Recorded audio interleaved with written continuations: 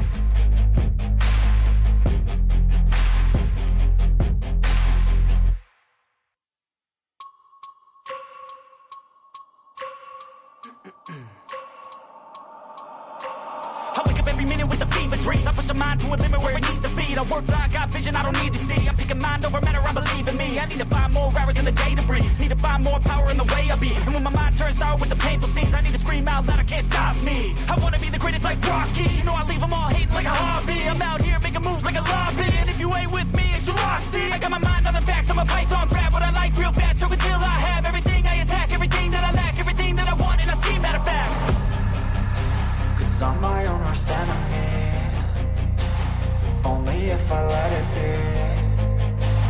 I can control anything if I can just think carefully. I control my destiny. Deep up in my mind I manifest it. Every morning I wake up obsessed, and everything I do the best. And deep within my mind, you know I'll always manifest it.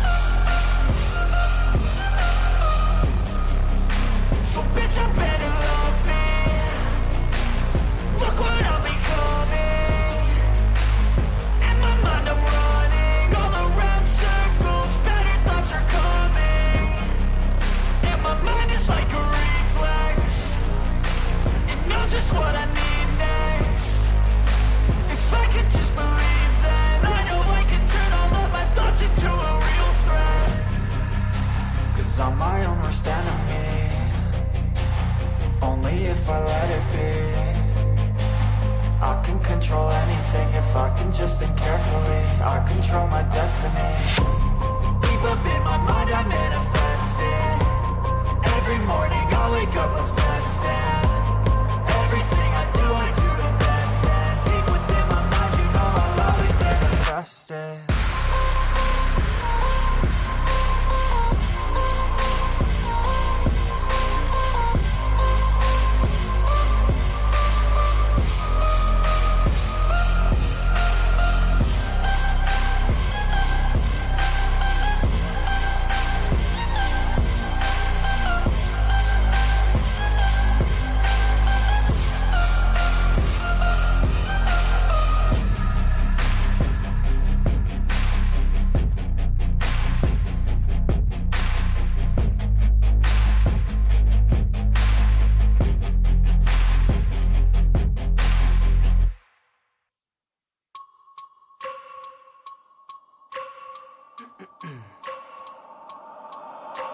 I wake up every minute with the fever dreams. I push my mind to a limit where it needs to be. I work blind, got vision I don't need to see. I'm picking mind over matter, I believe in me. I need to find more hours in the day to breathe. Need to find more power in the way I be. And when my mind turns sour with the painful scenes, I need to scream out loud, I can't stop me. I wanna be the greatest like Rocky. You know I leave them all hating like a hobby. I'm out here making moves like a lobby. And if you ain't with me, it's your loss. See, I got my mind on the facts, I'm a python. Grab what I like real fast, choke until I have everything I attack. Everything that I lack, everything that I want, and I see matter of fact.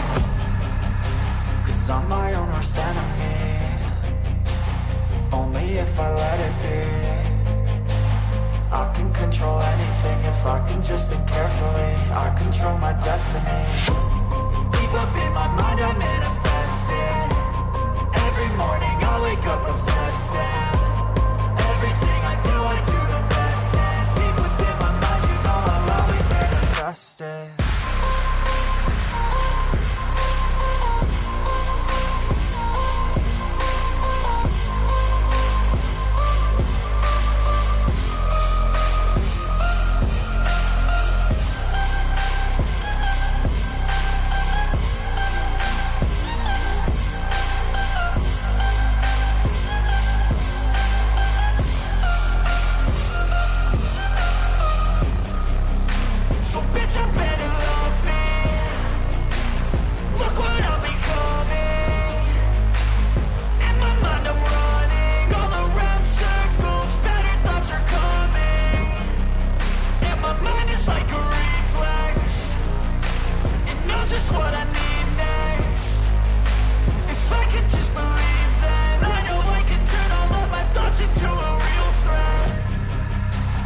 I'm my own worst enemy. Only if I let it be. I can control anything if I can just think carefully. I control my destiny. Deep up in my mind I manifest it. Every morning I wake up obsessed, and everything I do the best. And deep within my mind, you know I'll always manifest it.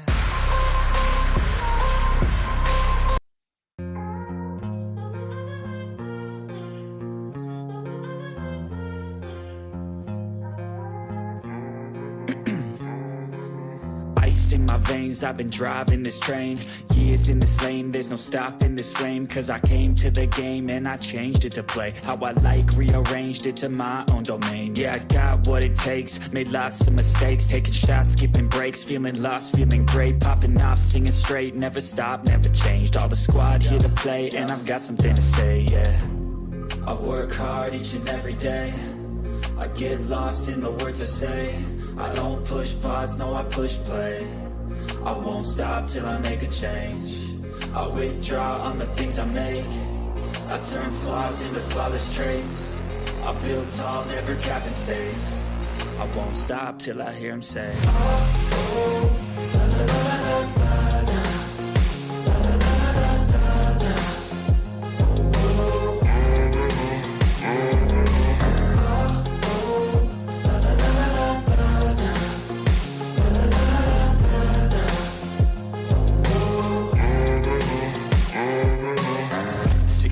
man, I'm up again. I got tired eyes, need a cup of blend. That's right, in the AM, that's my only friend. No light, just the sun coming up on the horizon. I lose track of time, yeah, I move fast and climb. A new class divine, yeah, true passion shines. And I'm through passing time, I choose stacking dimes. You snooze half the time while I move passing by.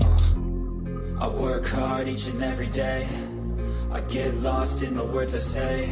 I don't push pause, no I push play. I won't stop till I make a change. I withdraw on the things I make. I turn flaws into flawless traits. I build tall, never capped in space. I won't stop till I hear him say,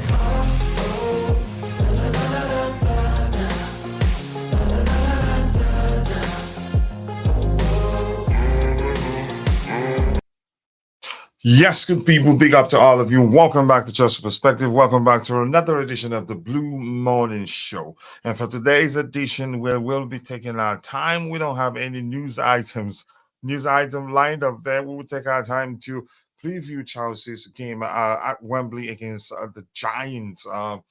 The overwhelming favorite to win that one, Manchester City. We will take our time to go through the numbers. I'll talk about players to watch it for, and then try to maybe get to the lineup prediction exercises. More importantly, I do hope you're all doing well, and I appreciate you all finding the time to join the show this particular morning. Without wasting much of your time, sit back, relax, and let's get into the show.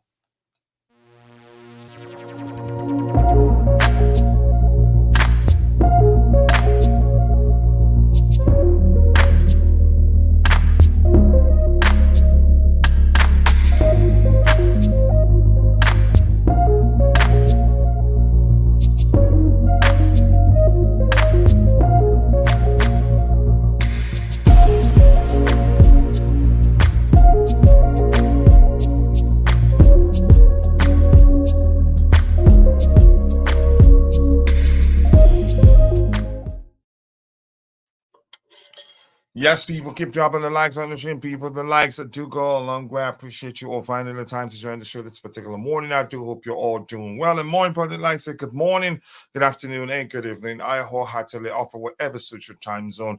You know, we keep it interactive here. So the first thing I do will be to say hello to those of you in the chat already. The first person here, the Mayafawala and Kunku back, but don't risk him today. I don't think he gets to play. I don't. Probably chances are he will not get a chance to play until the end of the season. We have on says Poches to decide whether to bring on Enzo Fernandez or not. I think he plays, but I'm not too sure. Maya, the rapper, is in the house. And Maya, nice to see you. I hope you're doing well, and I appreciate you finding the time to join the show this particular morning.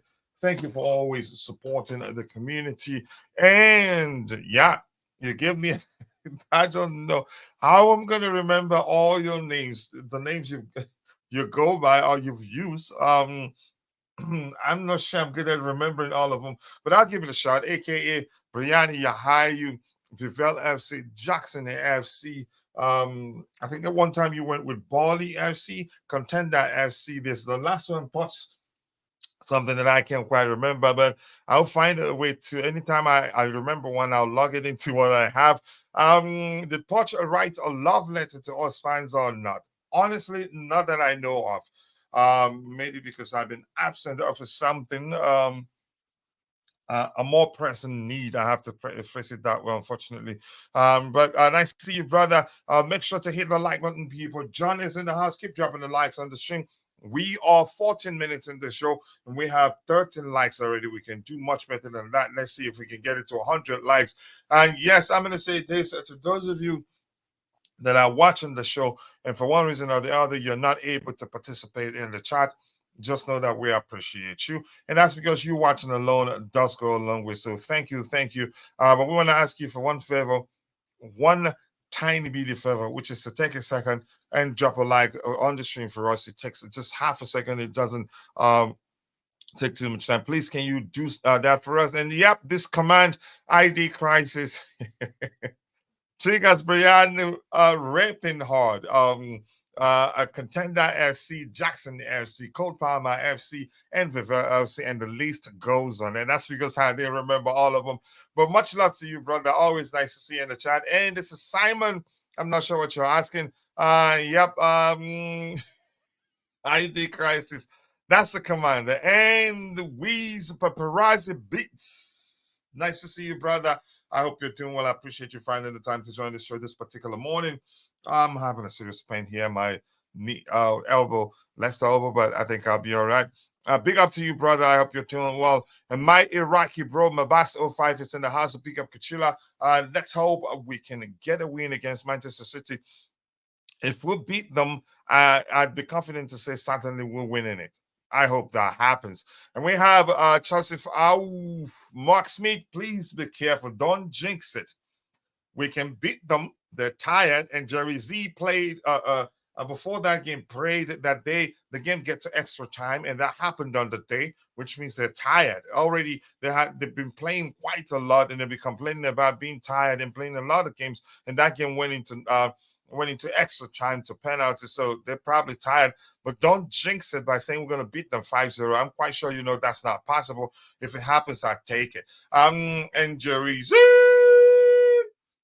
Z is in the house. I appreciate you finding the time to join the show this particular morning.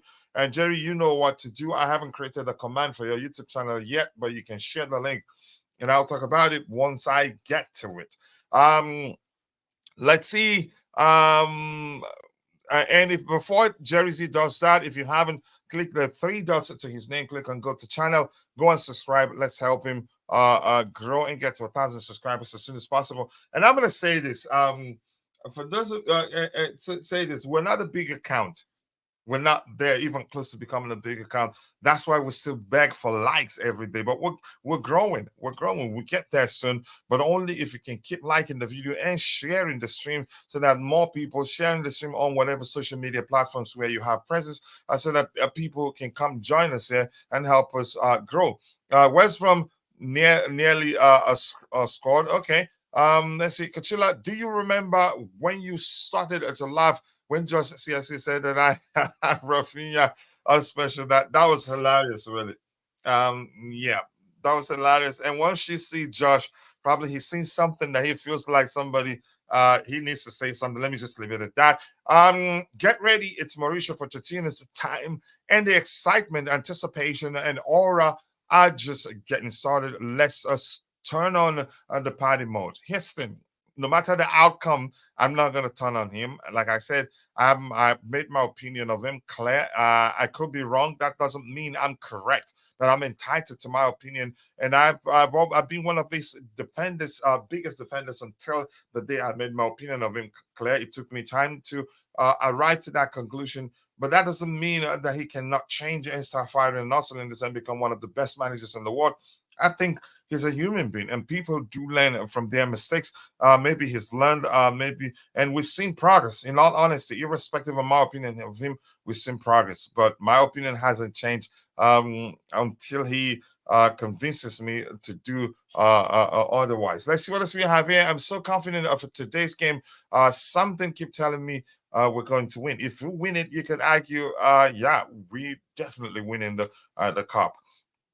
I wish I'm not reading that. If he sees it, good. I am praying that he done a change a winning formula. Houston, I'd start with the same 11. I get it, whether Enzo is ready or not. I still play Gallagher in a deeper position because he worked.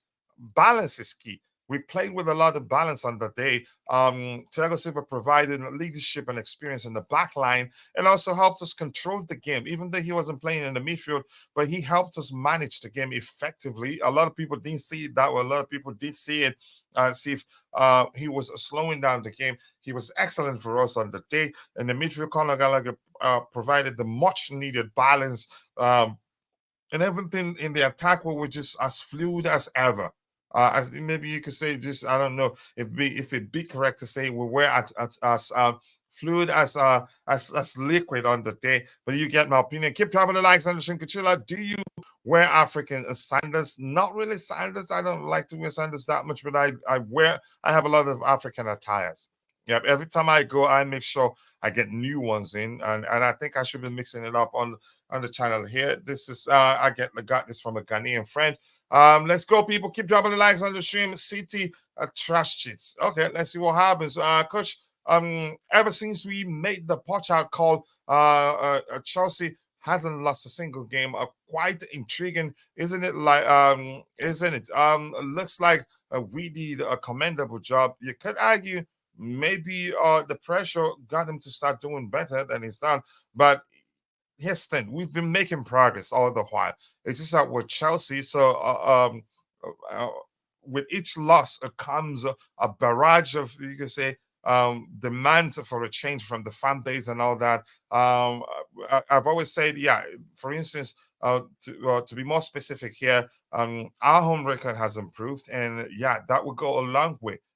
With regards to where we finish in the table and all that, but that's by the way we're moving from that. Yeah, I agree. Let's see what else we have here. Cole Palmer and chat. We won an FA Cup hat trick, my guy. I hope he would do well today. And I wouldn't mind starting Raheem Sterling today over Mihailo Mudryk, because I think he'd do well. He would want to show them what they're missing. He's done that before. I think he can repeat that if he's given the opportunity to start. If you guys don't like the video, yep, keep dropping the likes on the video, people. The likes to go a long way. Then we won't get the win against Manchester City, and I will riot if Poch doesn't play the same starting 11 that he played on Monday. I think he'd make some changes. I think he will make he will make some changes. I think Raheem Sterling starts over Mihailo Mudryk. Chances are that Noni Madueke will not start, but it's 50-50 in his case. But I think certainly he's going to drop Mihailo Mudryk to the bench. He's not starting. In the defensive line, it's difficult to say whether he drops Thiago Silva. He's had time to rest 5 days.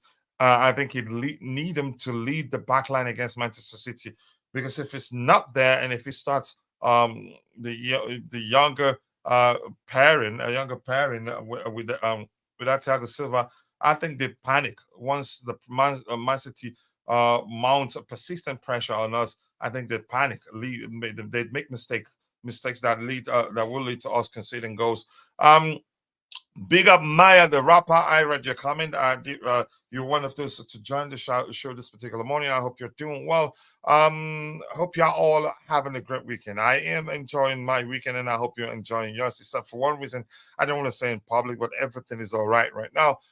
Will Starlin pass it to Palmer, or will he aim for his quota? Chances are that is all he'd do. In all honesty, chances are of he do that. And this, I'm not joking, really. Now, yeah, he has a quota that he has to meet. I'm not sure what to make of that. The moment he talked about that, I was like, yeah, what is it doing? That's going to lead to him being selfish during games. And lo and behold, yeah, that turned out to be the case. But let's see, keep dropping the likes on the stream, people. The likes do go a long way. Maya the rapper saying, y'all all better not put those posters at the breach if it happens. Now, bro, Palmer needs to start over Starlin. No, Palmer will start definitely. The question is whether Starlin starts over Mihailo Mudryk. I think that will happen today. And Jerry Z has shared the link to his YouTube channel. Lots of excellent shows, interview format, interviewing people. I've been there. Kalito have been there. Bobby have been there. All the guests. I haven't watched the last one. And I'd like to watch it really, just that it being a crazy period for me. But go check it out. You will enjoy all of them. He asks excellent questions, leading to you learning a lot about our current situation. Go check it out. Be sure to subscribe. Kachila, it's been a year since I've been on your channel. Have you ever been on the panel? Is that what you're saying? I don't think you've ever been on the panel here, but correct me if I'm wrong. Maya the rapper, much love to you. I appreciate you finding the time to join the show this particular morning. Let me fix something in my hat here. Let's see. I bet Jackson gonna punish the tired legs of Rodri.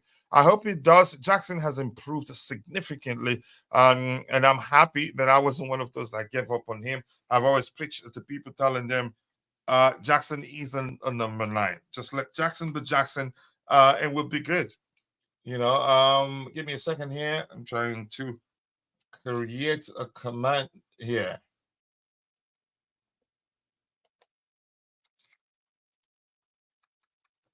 Let's see. Keep dropping the likes on the stream, people. The likes do go along. We appreciate you all finding the time to join the show this particular morning. And it says here, I I've been to your panel last year, and we have kind of known each other for over a year. I didn't know that, honestly. I did not know. But yeah, if you want to join the panel, just hit me up via Twitter. Jackson must give us African legs today. We need the pace on the flanks. The guy is good. There's a good player in him, and he doesn't miss that much these days. I think he can only get better. Is Haaland injured? I'm not sure. We'll find out in a bit. So let's start getting into the items we need to get into to get to the line of prediction exercise as soon as possible. Nothing new to address here. Why am I finding it difficult to open this? All right, give me a second, people.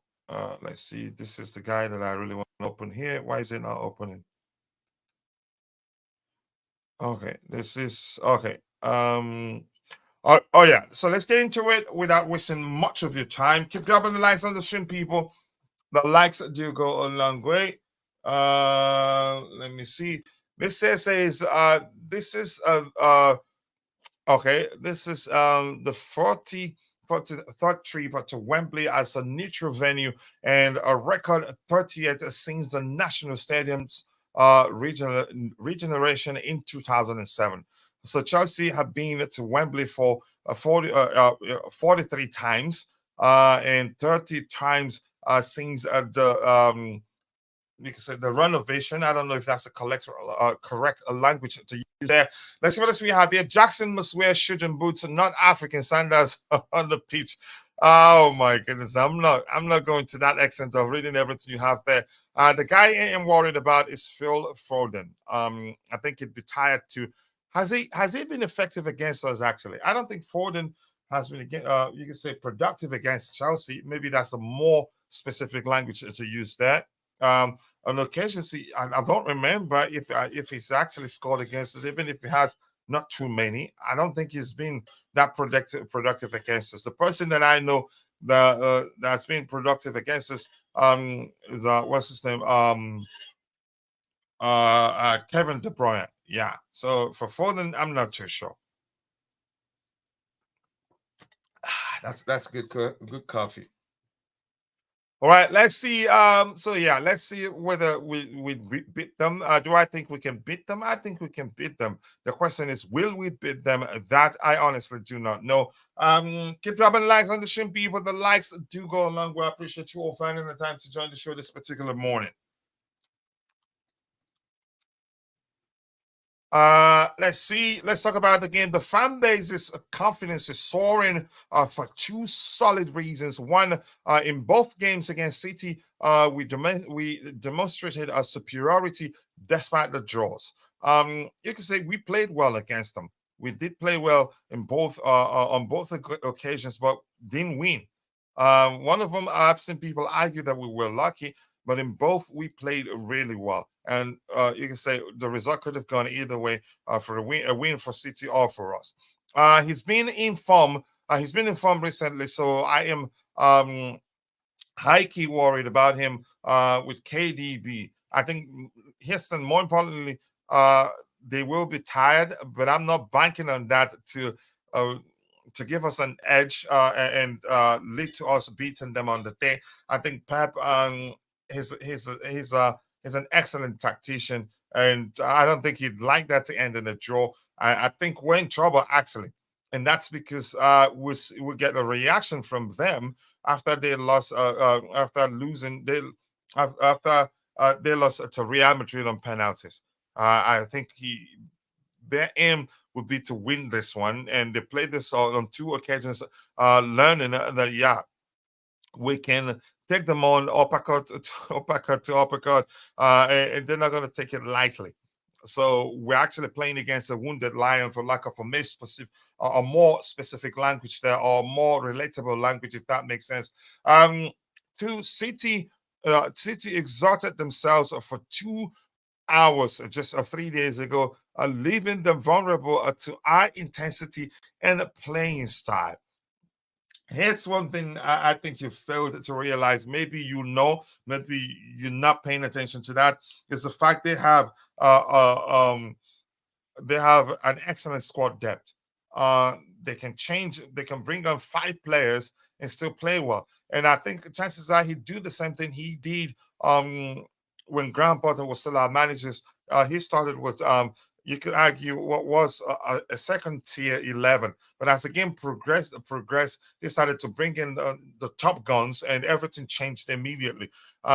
Chances are De Bruyne will be start on the bench. What's his name? Foden could start on the bench, and then as the game progresses, he'd bring them all to come make an impact. He's not stupid. I don't think he start in the 11 that played against Real Madrid. So they have a crazy squad depth. So how many minutes they play on the day? Yeah, a lot of the big name players there will be tired, but I think they can cope with that even at that. So we have to be at our best to beat them on today. If you get my point there, Foden only scores against low blocks, and we don't defend deep. And as I said, I don't think he's been productive against us. But that's just my opinion anyway. I hope this link is working. Otherwise, I'm gonna change. I'm gonna have to change it. Yep. Ooh, so it is wrong. So that's because I copied it with just let me correct the link on JC's Jerry Z's YouTube the link to Jerry Z's YouTube channel. Give me a second there.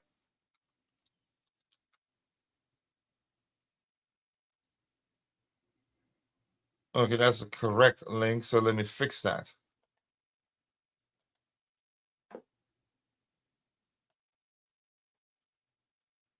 Just give me 1 second, people. While you wait for me, please ensure that you're dropping the likes. You're liking the video to help us reach more people. There, I found it. It's this guy here. So I'm going to change this link to make sure it's not a broken link. There you go. There you go. The link is fixed. Right, let's see anything else here. Ever since Kachila made the video about Mauricio Kachila, we haven't lost a game. So maybe pressure got to him. A lot of people have made several videos asking for him to leave or to be fired. I just made my opinion known to people, and I've told people that you're not going to see me screaming every time we're on, screaming "Porch out." No, I've made my opinion clear, and I told you chances are I'll end up finding out that I was seriously wrong. If you get my point, yep. My opinion remains my opinion. Let's see what else we have here today. We're all Chelsea. Nacho wants Nacho, and that's what's his name? Rashi 10 wants us to beat Manchester City. They're arch rival, his club's arch rival. I hope we do that.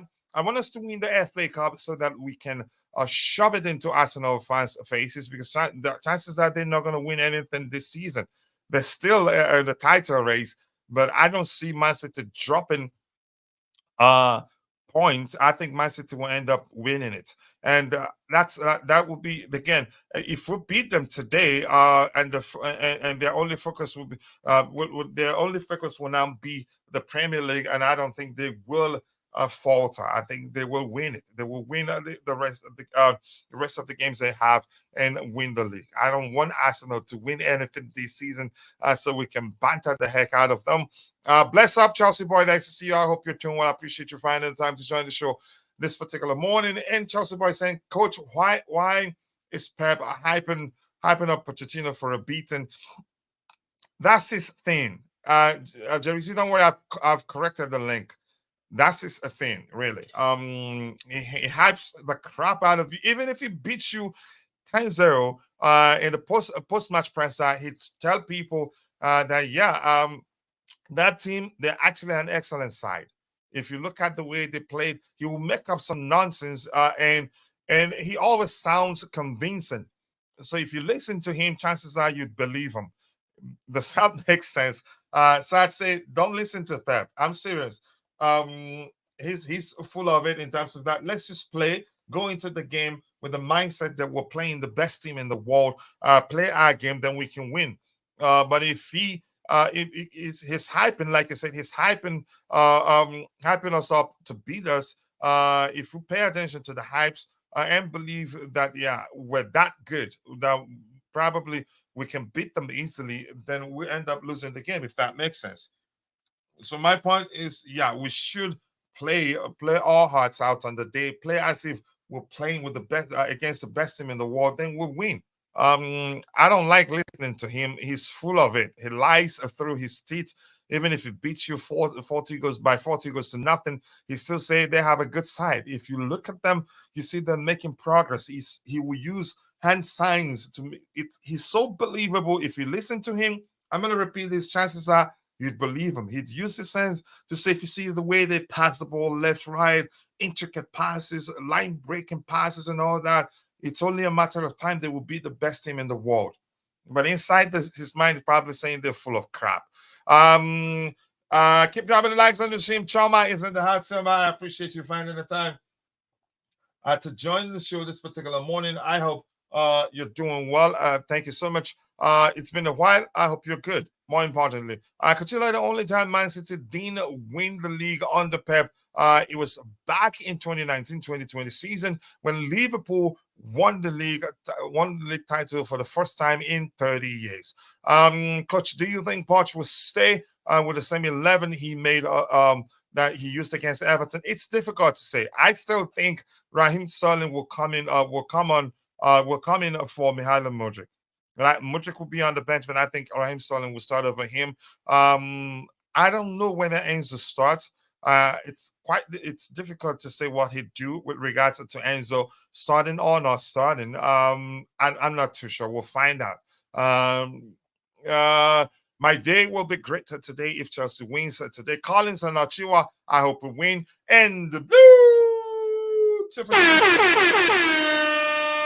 Nice to see you, brother. Coach Rashi wants us to beat City. I can see things that United can beat Chelsea in the final, providing they get past the Coventry. Rashi is a fraud, but big up to him. Yeah, let's beat them. Let's beat City. We'll cross that bridge when we get there, if that makes sense. Keep dropping the likes on the stream, people. The likes do go a long way. Don't let the fear of failure hold you back from pursuing your beliefs and aspirations, according to Jerry Z. That's the truth. I'm not saying we should fear them.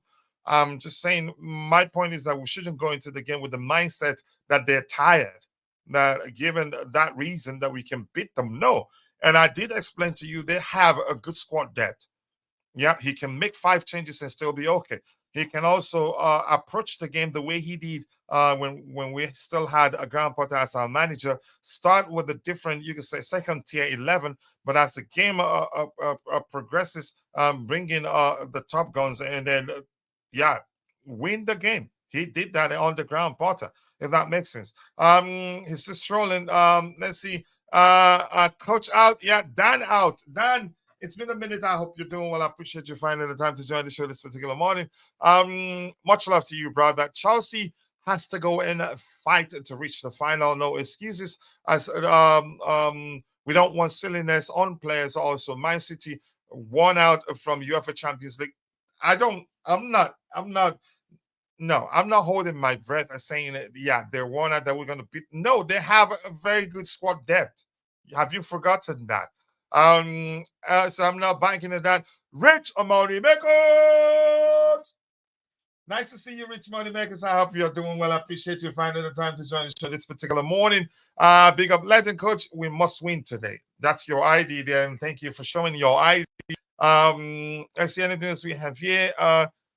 Anything else? Yep, that command there is for Jerry Z. Once you do that command, it shares Jerry Z's YouTube channel. Guys, stop saying coach out. Don't disrespect the legends. Don't worry. It's a free world. Please support the channel's growth by liking and subscribing. To Blueboard Analysis. That's Jerry Z's YouTube channel. Nightbot, thank you for making it easy on me. My work schedule changed now. Today I'm off. I will be in the chat for the next 15 minutes. Woohoo!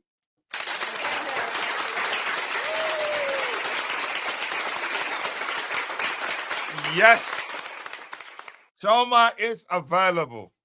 So chances are, if you say any nonsense against me, she has superpower. She's a managing moderator. She can just she can just ban you. Yep. Why do I feel like Coventry will beat United? I don't know. I'm not banking on that. We have that's where Omari Hutchinson is on loan, right? Yeah, correct me if I'm wrong. I hope we beat them.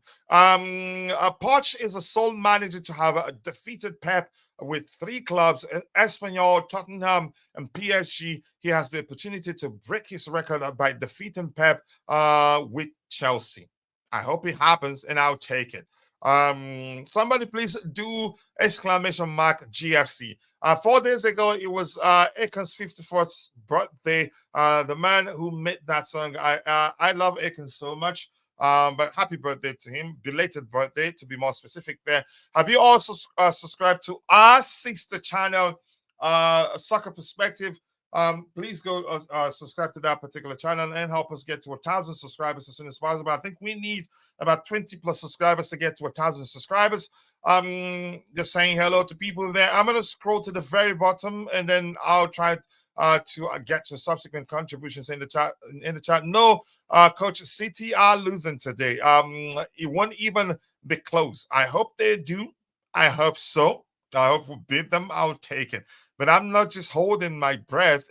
I'm believing that they're losing because they played the game. Their game against Real Madrid went to extra time. I'm not gonna hold my breath on that.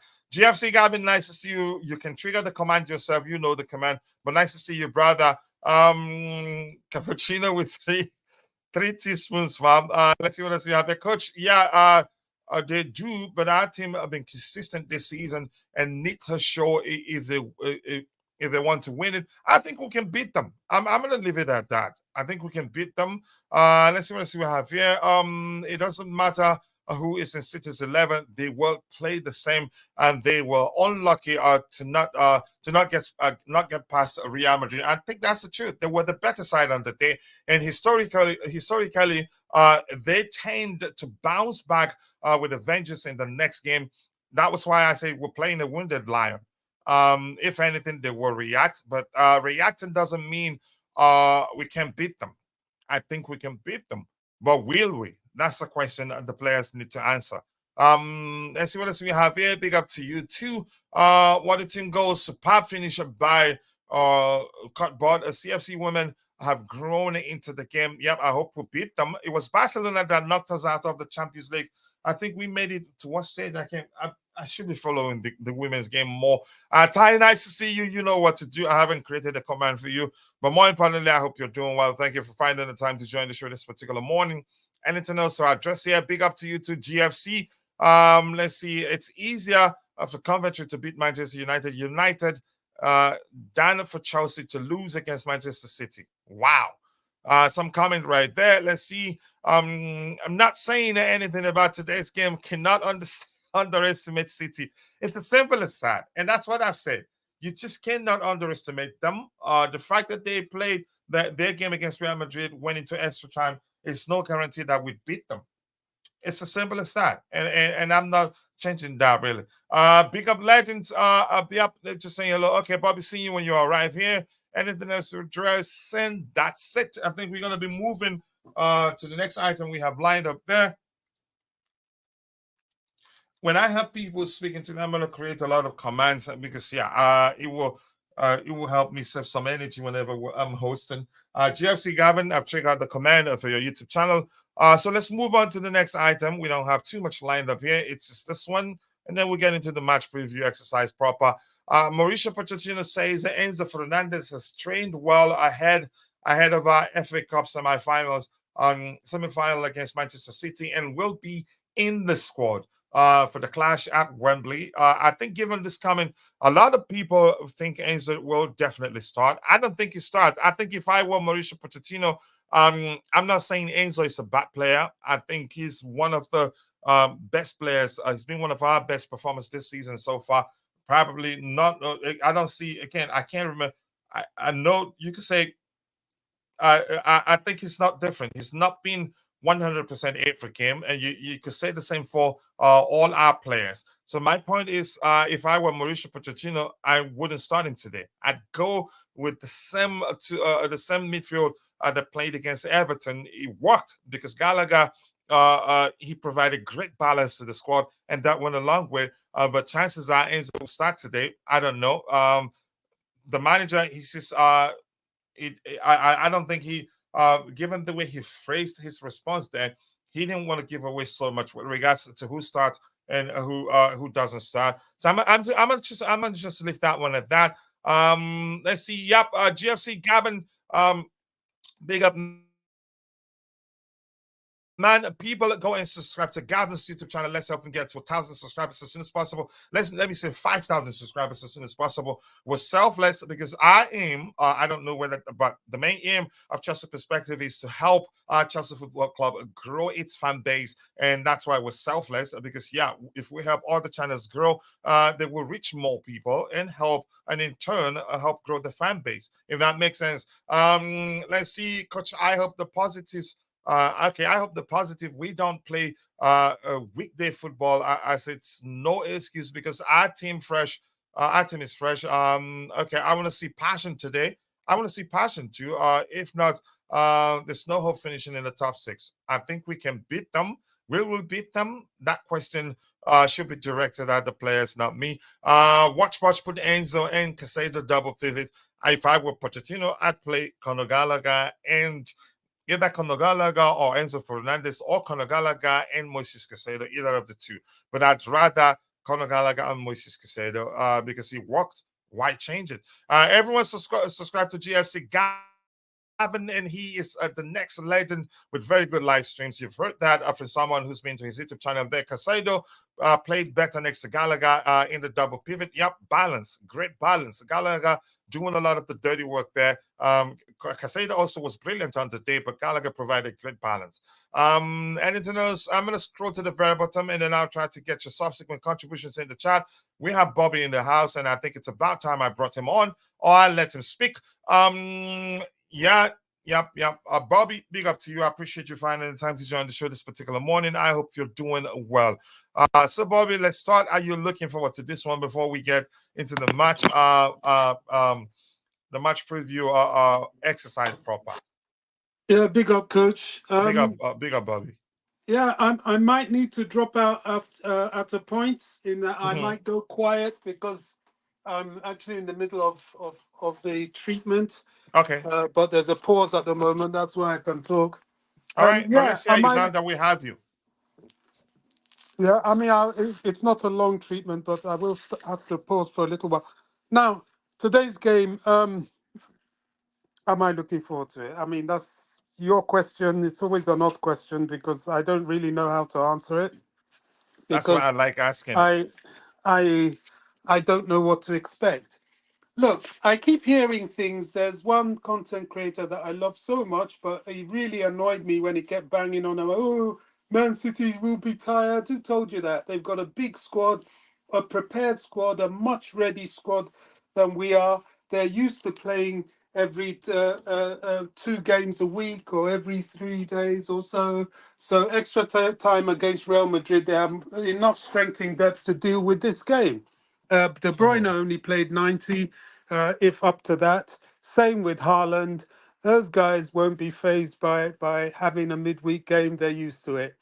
Then they're talking about, oh, there might be a few niggles here and there. This is what annoys me. The fan base forget. Chelsea don't have 10, 12 players every game. We don't have our key players. We don't have Reece James. We don't have Nkunku. We don't have Romeo Lavia. We don't have Wesley Fofana. We don't have all these key players. And yet we go into game in, game out. We're expecting to rip up trees. You're thinking, oh, De Bruyne might have a little bit of an injury. Well, so what? Boo-hoo, cry me a river. Welcome to the real world of Chelsea Football Club. Look, if we turn up, we can turn them over. If we don't, we get a good hiding. It's just as simple as that. You know, we've got to be up for it. He shouldn't make not many changes from the game against Everton. What change I would see is most definitely centre back pairing. Thiago Silva on the bench. I'll bring in Desasi if he's fit, and pair him with Chalaba, and have Thiago and Badiashile on the bench. Period. Left back, Cucurella hasn't done too badly. The dilemma for me is on the left side. Do you start Modric or do you put Chilwell, if fit, to start? Because Chilwell has the experience, he has the know-how, but does he have the pace to beat Walker? That's the problem. So apart from that, the only other thing that I might do would be if I have Gallagher with Caicedo, he might be forced to do Gallagher and Enzo and start Palmer on the right. The reason being is that Gallagher against Man City is the nullifier of what's their Rodrigo? Is it what's their center? Their DM. Gosh, what's his name? Please, coach, help me. Come on. Who? Man City DM. What's his name Yeah, again? I can't quite. You, the big Rodri. guy, Rodri. Yeah, yeah. Um, at the Etihad, Gallagher was all over him like a rash. He doesn't like that. And he's ineffective when that happens. And we need to do that. We need to have someone on him, and that person would have to be the number 10, and that would have to be Gallagher. So I would play him there in this game and be on top of Rodri. Because once you take out Rodri, you do take out a huge chunk of their game. Not all of it, but a huge chunk of it. So those would be the tweaks I'd make. Look, we have to be on this game. Period. The game means more to us than them, for sure. To them it's a little, added Christmas bonus, as it were, if they get through and win it. But their focus would be doing the unprecedented four in a row Premier League. They still have that. The disadvantage of them being out of the Champions League is that there's that limit, there's that total focus on the domestic competitions, but they would have to be more focused on the Premier League than anything else. But still, that doesn't take away Man City. Man City is Man City, and for me, I'm delighted. All the English teams, I'm saying this as an Englishman, all the English teams out of European competition. I will continue advocating for that, speaking out against these teams, not supporting any other team but Chelsea. Why? Because of what the media did to us and keep doing to us in Europe. They are against us. And as far as I'm concerned, there's no other English team but Chelsea. Everybody else, let them go out and get out. I was jumping when Man City and Arsenal went out on the same day. Wow, happy days. And the next day, West Ham and Liverpool. Wow.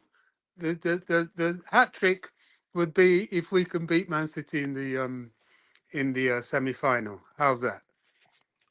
All right, thank you so much, Bobby. That's an excellent response there, as usual. Driven up by your passion for Chelsea Football Club, more importantly. What do you think the score line will be? I'm not too sure. And this team, for me, I don't trust them well enough to say certainly that's the outcome I expect from a game. If anything, I look at numbers and then come to a sensible conclusion with regards to what I believe the outcome would be, which is not a certainty, if that makes sense. Let's see what else we have here. Keep dropping the likes on the stream, people. The likes to go along with the Bluetooth again. Zane Bobby reporting live from A&E. Say hello to Wesley Fafana, Rich James, and Romeo Lavia. Yeah, that's a good one. I like that. Yeah, I'm expecting them to pop up anytime. Yeah. Okay, Bobby. Thank you so much. Find the time to join whenever you're ready to come back. We're here. It's hard to predict. Yep. Tell him. Okay, he was asking his brother JC there, but we have Palmer. Yep. One man gang. Let's see what he does for us today. Anything else to address? We have to win this one. No excuses. I've heard that for 1,000 times today. I hope we're able to do that. Yep, we got this. You got this. Relax, Bobby. We got this. Let us stop reciting excuses, every team. Too much, really. The available squad is good enough. Make make do of what you have. I think I agree with that. We have injury issues, but I think we have a good enough squad to beat Man City. The only thing I'm saying is that let's not bank on the fact that their game against Real Madrid went into extra time. That's not guaranteed that they're losing this one. They have a deep enough squad that the manager definitely will opt to start you can say a second tier 11, given the level of the depth of this squad, or maybe going by definition the players that they haven't played that much. Not really. They have 2 11s that are both capable of winning the league. Then as the game progresses, bring in what we perceive as the top guns. So I'm not banking on the fact that they played extra time against Real Madrid, that we're going to beat them. Please subscribe to the channel and like the video. We have 32 likes and we are 56 minutes into the show. We should be doing way better than that. Keep dropping the likes on the stream to help us reach more people. The more likes we garner, the more the YouTube algorithm will be triggered and be forced to push the stream. The more people will be interested in the topics we have lined up here. I'm not reading that one. Why is Bobby angry? Angry that at the same time happy that Man City were knocked out from the Champions League, and same thing as Arsenal. He's made it clear he doesn't support any other team but Chelsea. So it's I don't know if that's how you read it. That's up to you. De Bruyne played 112 minutes while Haaland played 90 minutes. Haaland was just tired but also injured. Okay, let's see what happens today. Okay. Tebegul saying, I am enjoying watching Barcelona versus Chelsea Women's Champions League semi-finals. Time now, Chelsea are leading by 1 goal. I hope we score more. Barcelona was that the final? Was that 3 years ago or so? I can't quite remember. Start the Everton lineup. City are tired. Pep is an overthinker. I think he will most definitely overthink things, but we have to play our game. We have to go into the game with the game plan to beat them. We will get chances, and we must be clinical on the day. But let's see what the manager does. He's positive. Whether the squad is good enough or not, we have to show up after the complete failure in the Carabao Cup. We have to. If we win it, wow, it'd be great. Helen, okay, I'm not sure. I hope a Poch won't play a Benchuel as at left wing back today. You never know. You never know. But we'll find out. Roger was the name I was looking for. Saying hopefully Chelsea shows up today. I hope we do. And Nacho, let's see anything else. I'm going to scroll to the very bottom and then I'll try to get your subsequent contributions in this chat. And Vic is saying we don't need to mark anyone. We need to defend aggressively and occupy the spaces. Yeah, because that will be a lot of spaces to exploit, and we have to be able to do that effectively to beat Man City. Beating Manchester City won't be easy, but I trust our boys. They come with a victory today. All we need to do is defend as a unit, stay compact, also be clinical. Yeah, important. Balance is key. If we do if we do only one of one of the two things you mentioned, we have a problem. If we defend too much, we're in trouble. If we attack too much without paying attention, without you can say attack without caution, we leave ourselves vulnerable behind, and they will exploit that effectively. If that makes sense. Anything else to address here? Keep dropping the likes on the stream, people. The likes to go a long way. I was pleased that Arsenal went out. Not so much Man City, because they will want to take out their anger on us. Let's see. Maybe that will lead to Pep overthinking it, because that year we beat them twice and then beat them in the Champions League final, made it 3 in a row. So maybe he will angrily, or you can say, overthink it, because he wants to beat us. We should have beaten Liverpool in the Carabao Cup final. I'm not going back to that again. Walker and Foden played the full game on Wednesday. Let Mudryk and Coco rip them a new one. I think we should, but I think the manager, I think he will drop Mihailo Mudryk. But that's just my opinion anyway. I'm not saying for certain that will happen, but I suspect he'd do that. All right, people. I'm gonna scroll to the very bottom, and then I'll try to get your subsequent contributions in the chat. Coach, remember Wenger's birthday match where Jose slapped his fraudulent Gunners 6 goals to nothing. The point I'm making is we flew out of the traps. We got to do the same today. I hope we can. I hope we do. I will enjoy that one. Mudryk will be a passenger in the game because beating Walker, you need a modern pace. I think he's capable. He can beat Walker, but I'd go with if I were the manager, I'd go with Raheem Sterling. He's proven that he can beat him effectively. He actually mopped the carpet of the stadium and the last with Walker the last time we played against him. Yep, I think I've read that one too. Anything else I'm missing here? Apologies, guys, if I missed any of your comments. I'll try to get your subsequent contributions in the chat. And don't expect Poch to beat Pep, even though they are tired. Wow. You have so much faith in this team. It's not funny. And that's Rain. Nice to see you, Rain. I appreciate you finding the time to join the show this particular morning. I hope you're doing well. I haven't said hello to my bro Vic. Vic, I appreciate you. He says, trust me, we need Mudryk because Sterling won't come back and defend. Mudryk don't do that that much either, in my opinion.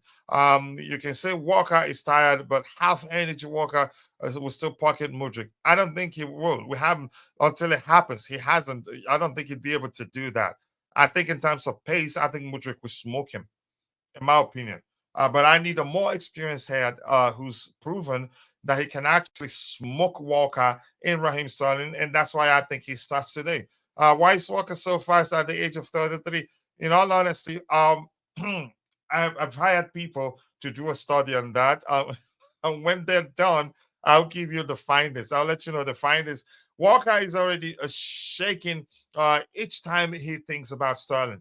Heston and Walker, I don't think he's fully fit, really. And I think Pep just had to play him because they wanted to win that game.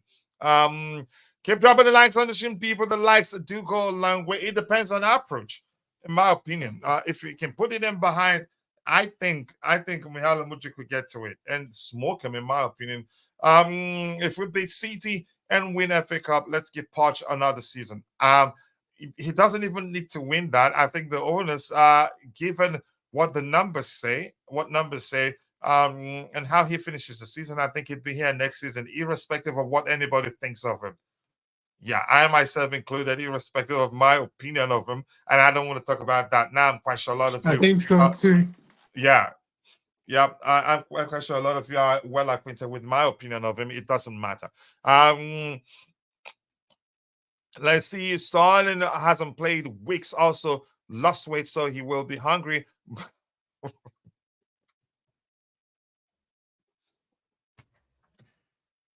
Oh my goodness. You're most definitely going there. I don't have anything else to say to you.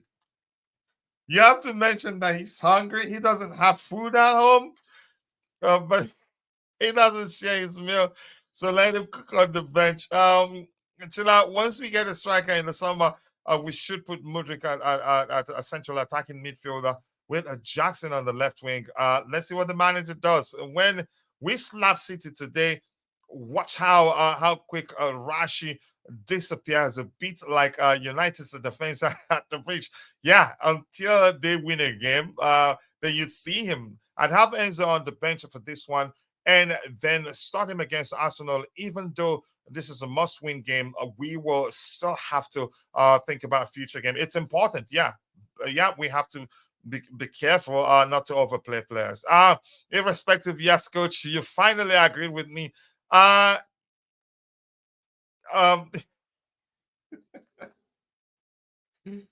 not sure how to respond to this one. Okay, you got me. I think you says it you say, I think you use that word from a different perspective. You say yours irrespective of results. Yours is so broad that yeah, it could, one could read it as you saying that irrespective of results that he still be here. And I usually say no. It's wrong to say that. But in my case, I'm saying specifically irrespective of my opinion of him. But I'm quite sure you understand that. You just feel like you got me. Let's see anything else. It's not only about left wing. What about our left back, bro? That flank will be wide open when a Sterling is on the pitch. Yeah, so chances are he doesn't start today, but let's see what happens. Anything else to address? Let's see. Walker versus Mudryk in the first half, and then up against Sterling in the second half when he's a bit tired. Maybe that will work. No need for Enzo. I don't think we need Enzo today. Irrespective, okay, we play better without Enzo. Just bench him. Don't ruin it now. Why is he saying we? Why is Nacho saying we here? Have you become a Chelsea fan? Wow, we have a convert here. Nacho is now a Chelsea fan.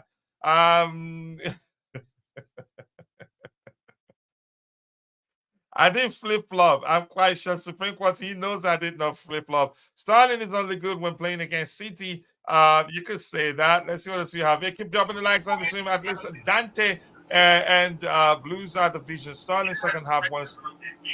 Let's see what else we have here. Live Vic there. He's celebrating nonsense.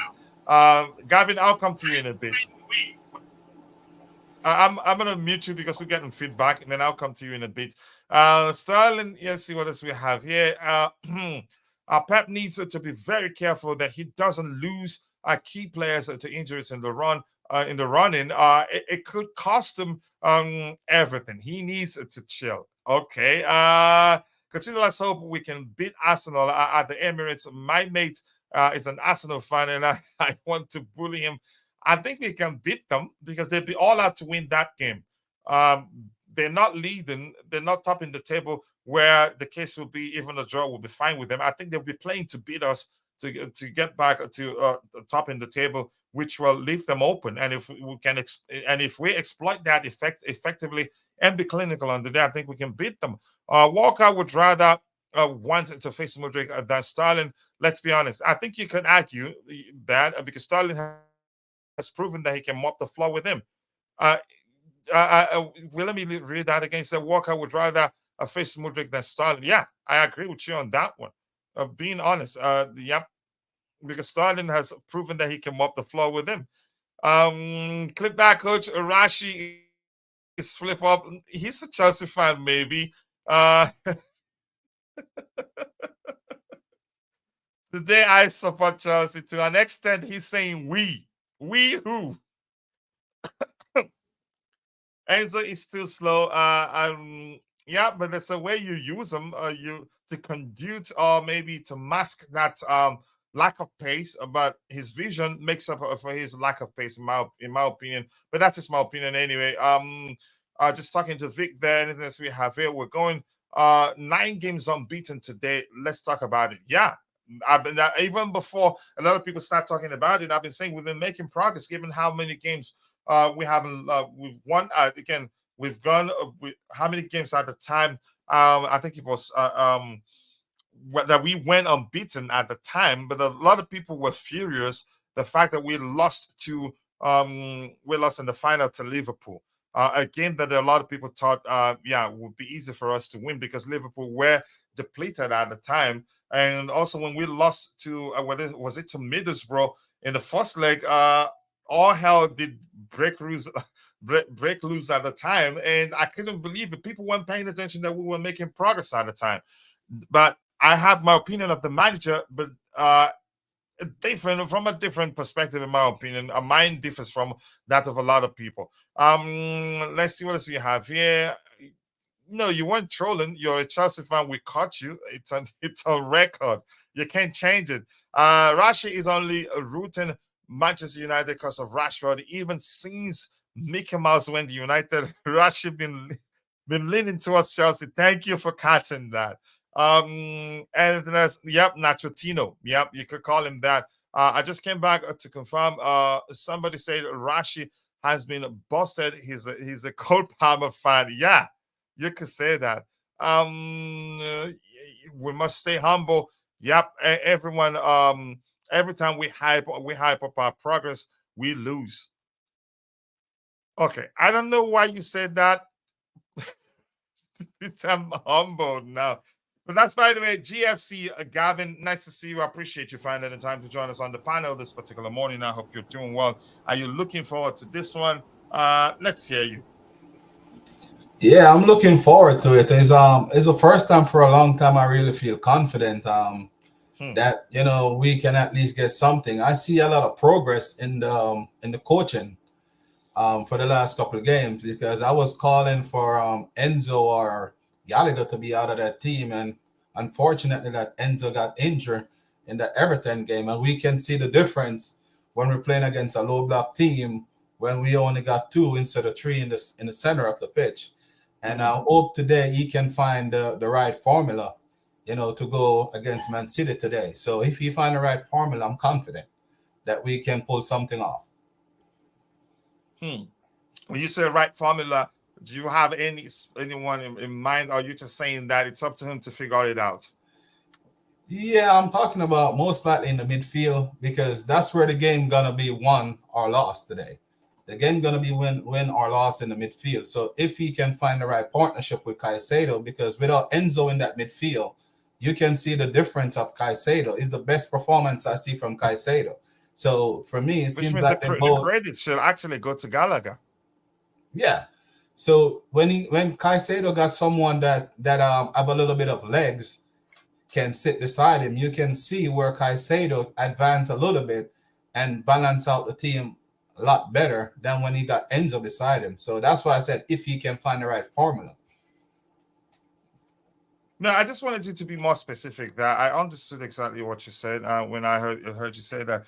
Um, excuse me. A lot of people, you can say, enjoyed the fact that we played with balance, maybe, but didn't realize that really the we played as well as we did against Everton was down to the fact that we played with a balanced midfield, not just two players who are excellent at progressing the ball.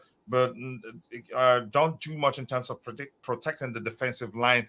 Gallagher playing there as one of the two sixes. He kept it as simple as his shoot, didn't try to do too much, and that was effective. And he also helped protect our defensive line effectively. I think that's why I'm saying if I were the manager, I wouldn't change anything in that midfield area today, except if I change the structure to 4-3-3 and accommodate the three of them in a three-man midfield with Casado maybe playing central, flanked by Enzo Fernandez and Conor Gallagher. I think that you can still get that sort of balance with those three guys. But chances are we'd see Enzo coming today and Gallagher playing the 10 role. Two things also. Gallagher played in a different position, and what's his name? Cole Palmer playing played in the number 10 position, and we were more creative on the day. We were more creative than usual on the day. But again, I'm going to say this. I've said it already. Chances are the manager would see Gallagher in the 10th position today again, with Enzo Fernandez coming in as one of the two sixes, or orchestrator if you prefer. Let's see anything else we have. Hey, keep dropping the likes on the stream, people. Big up to you, to Temi Dio, Olumwa Rock, me. Nice to see you, brother. Greetings to everyone in the house. And your city is blue. Yep, tell them. Just like London, your city is blue. Rashi, are you paying attention there? I think there's no penalty. Okay, I'm not watching that game right now. I'd keep Gallagher and Casado in the pivot with a Chukwuemeka or maybe Mudryk ahead of them. Enzo can climb off the bench. I think, yeah, right now, just win this game. That's not saying Enzo is a bad player, but if it's not broken, why fix it? We learned, you can say, the most pronounced lesson we learned on that day was the importance of balance in that midfield. The importance of balance. It was again. I'd be shocked. But after highlighting that fact, I'd be shocked if Enzo Fernandez doesn't start today. If I were the manager, he's gonna sit this one out, or maybe sit on the bench, and if I need him, I'll bring him on. But I'd rather go with the pairing of Moises Caicedo and Conor Gallagher, because that it has great balance. Is there anything else here? Like the stream, if your team is in the World Club Cup, that's important to note that Arsenal will miss out given the fact that they will not get knocked out by Bayern. That's huge, really. Let's see what else we have here. Keep dropping the likes. We will have to be wary of a City's press, especially if Gallagher plays deep. He might become a target. If he keeps it simple, and if we keep it close, if he's on the ball, just create extra passing lanes for him to make it easier. You don't want him isolated. We've faced issues with Moises Caicedo being isolated. That would be even more bigger problem if Gallagher gets isolated, because I strongly believe that Caicedo is capable of beating the press better than Gallagher can, in my opinion. Yes, we can do better than that. 39 likes. Y'all all close to 50. Let's go, guys. Let's go. Let's make it happen. Let's run it up. Run it up. Keep dropping the likes on the stream, people. The likes do go a long way. I'm going to go to the very bottom. But this here, let me just address this one. Please go check out Ty's YouTube channel. I'm going to try to create the command when I get a chance. But yeah, because Ty is my bro, I'm not too concerned. Go check out his YouTube channel by clicking the 3 dots to his name, and then click on go to channel, go subscribe. Let's help him get to 5,000 subscribers as soon as possible. I think we can, but we have to do it for him. Let's see anything else here. Gallagher, Caicedo, and Palmer as 10. What? And Gallagher, and you can say that's the most effective I've seen. What's his name, Cole Palmer be for Chelsea. In my opinion, I get it. He's been excellent playing in the right wing position, but 10, he can actually fulfill that role, and we're as fluid as we've never been, and it was delicious to watch. Anything else here? You have Gallagher. Don't worry, he runs 90 minutes. 180 minutes, he'll still be running as if the game just started. Bobby, let's come back to you. If you were the manager, what are you going to do? Enzo, we've heard that he's back in training. I'd say, in all honesty, I'm not going to bring it. Enzo starts on the bench. But if you're there, Bobby, let's hear you. All right, Bobby told us he did tell us that he was in the process of his treatment, so chances are he's still on it. Apologies if we're disturbing you while you're undergoing treatment. Sorry, I totally forgot. But despite we have Roger Dodger in the house. I know Rich Money Makers will be very happy. Roger, thank you for finding the time to join us on the panel. I hope you're good. Always nice to have you on the panel. Are you looking forward to this one? And Enzo is, according to the manager, he trained well and will be in the squad. If you were the manager, what are you going to do, Roger? Yeah, good afternoon, everybody. Great to Bobby, see I hope you're doing well, Bobby. So I understand your logic, Coach. I really do, about keeping the same team, assuming everyone is healthy. But I have to agree. This is when we played Man City the last time in the 1-1 draw.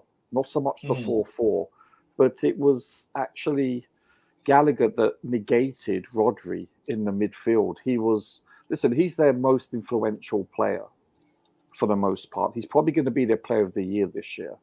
And he negated him. He basically prevented him. He was his shadow that whole day. And so, listen, we've seen the pivot against Everton. So we need to determine, was that a working pivot based on who we had there or based on who our opponents were? It's yet to be determined, isn't it? I can see, if I have to predict, I probably think that Poch will go back to Enzo playing, assuming he's fit enough to. I think he'll put probably Gallagher in the number 10. I think that's a safe assumption. That's just purely assumption. And then understanding which team shows up. Just like Bobby says, I have no idea. Honestly, until we can start playing consistently, then it's really hard to understand and expect which team shows up. So, and we're missing so many players, and that's part of it. We've got the youngest squad. Just don't know what to tell you. It's going to be an interesting game. Yeah, but I agree with Bobby. You're right. They did play 120 minutes 3 days ago, but they've got a very deep squad, and their rotational players are probably a top 6 side in and of themselves if they were their own team. So they have depth in abundance, and most of their depth is with people that are in their prime. This is the difference. So I don't know. Bobby's right. Also, if we show up, we have proven that we can compete with them, and we can probably beat them without penalties. I'm talking about. We can do that if we show up. But conversely speaking, if we have a flat game and we gift them defensive errors and we don't take our chances, then we are going to lose. So, question is, which team shows up? I don't know. Yeah, you're right. It could be. We could have a change in centre back. We could have a change in left wing. Who knows? And midfield. I don't know. I think he's probably. There's a strong possibility that what's his name?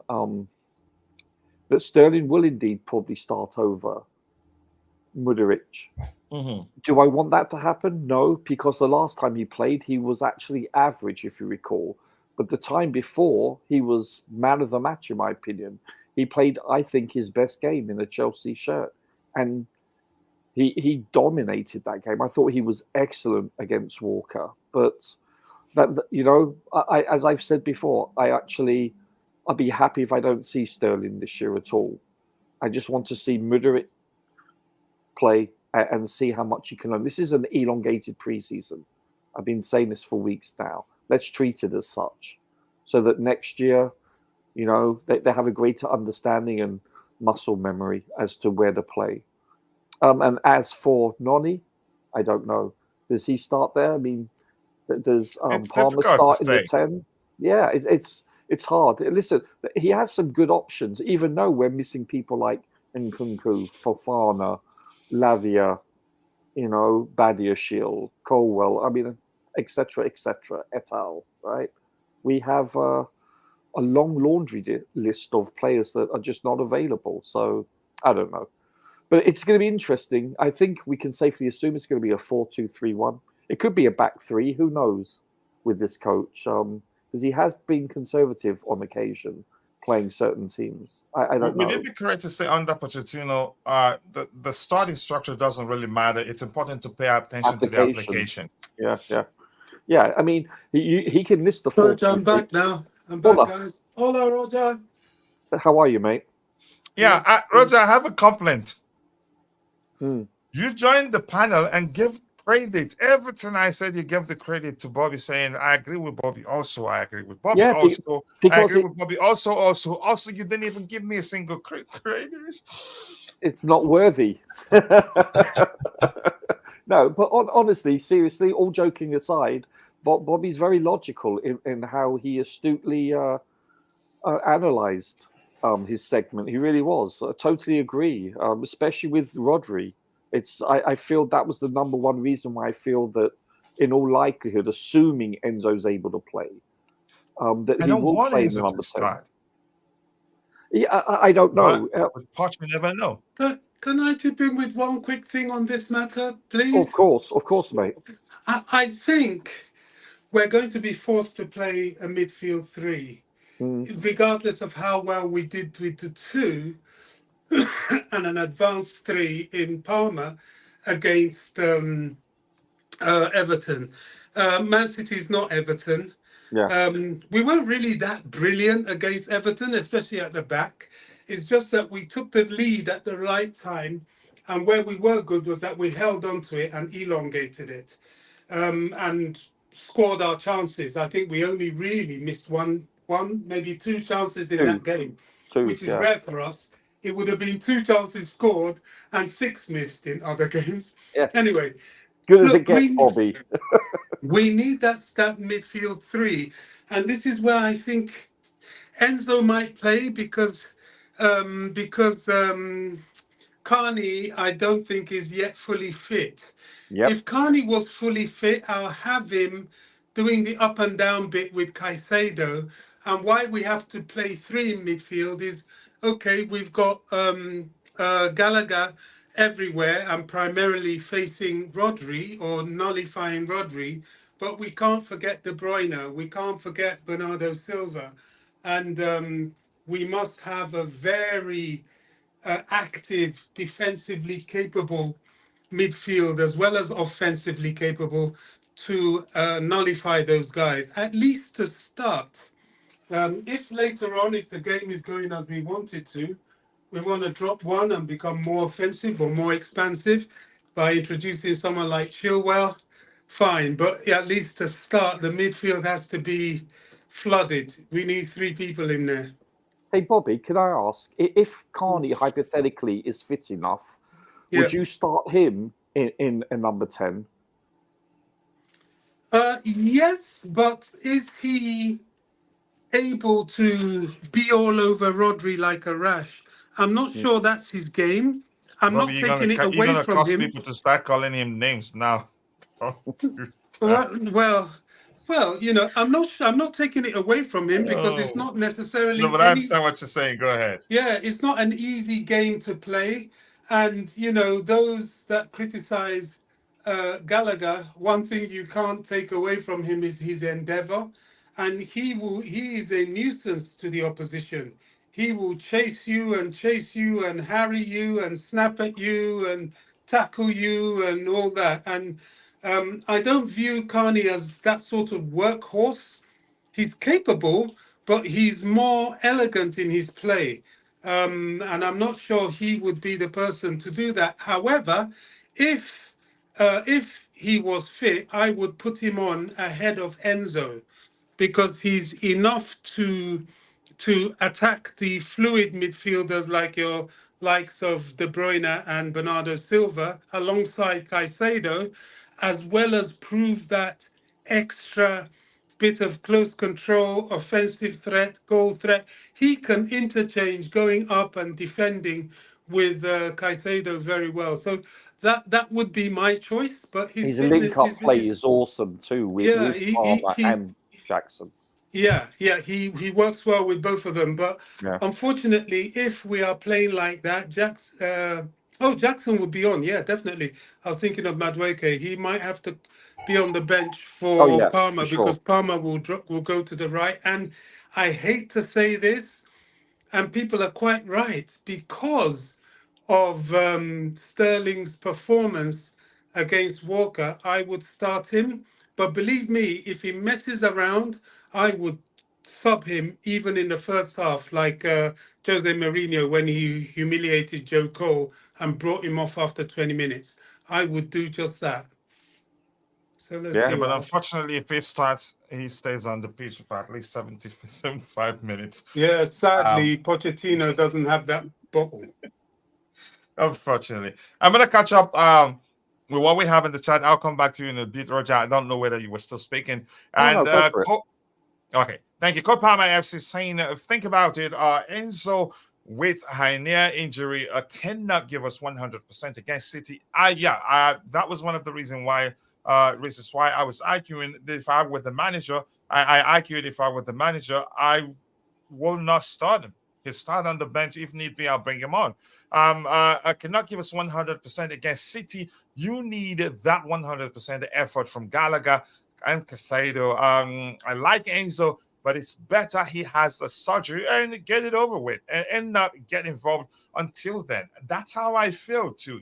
Do you think Casadei is We didn't able miss to it the come last in? time. And even beyond the argument that Everton were poor on today, that did not. We were able to see that the balance in the midfield did go a long way for us. Go ahead, Bobby. You were saying something. I was saying, do you think Casadei could come in, play the Possibly, six we don't know. with Caicedo and have Gallagher at 10.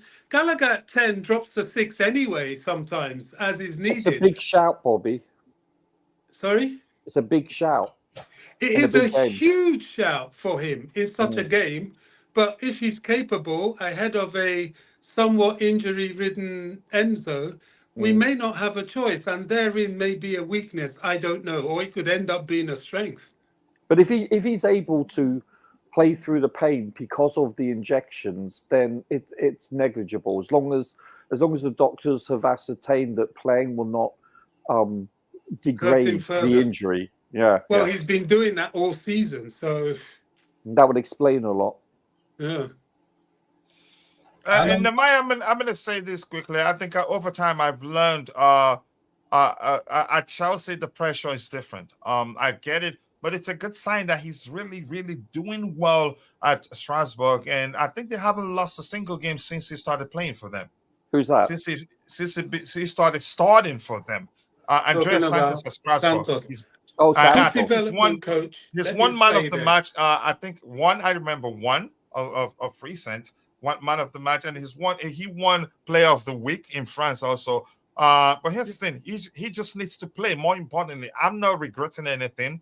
Yeah, the manager saw him. The training sessions he had with him week in week out, and decided he needs to go out on loan, and he's playing. He's doing well. Good development. Let him Yeah, good stay development there. for him. So at Chelsea, no, here's the thing: the pressure is different, and that could be a factor that will lead to him not performing at the same level that he's performing at Strasbourg right now. I'm just going to leave it at that. Roger, a lot of people saying hello to you in the chat. Hola, there. everybody. Yeah. Yeah, a lot of hello, Roger. There. I'm jealous. I'm not going to read all of them. Roger's box It's office, you know that. Coach Dante. The hate you will see when we give a proper team to execute his plans with. Wow. Okay, some comments. Bobby, were you saying something? Yeah, I said two things. Roger's box office and Yeah, I'm a black Andres, and white silent film in a modern day digital.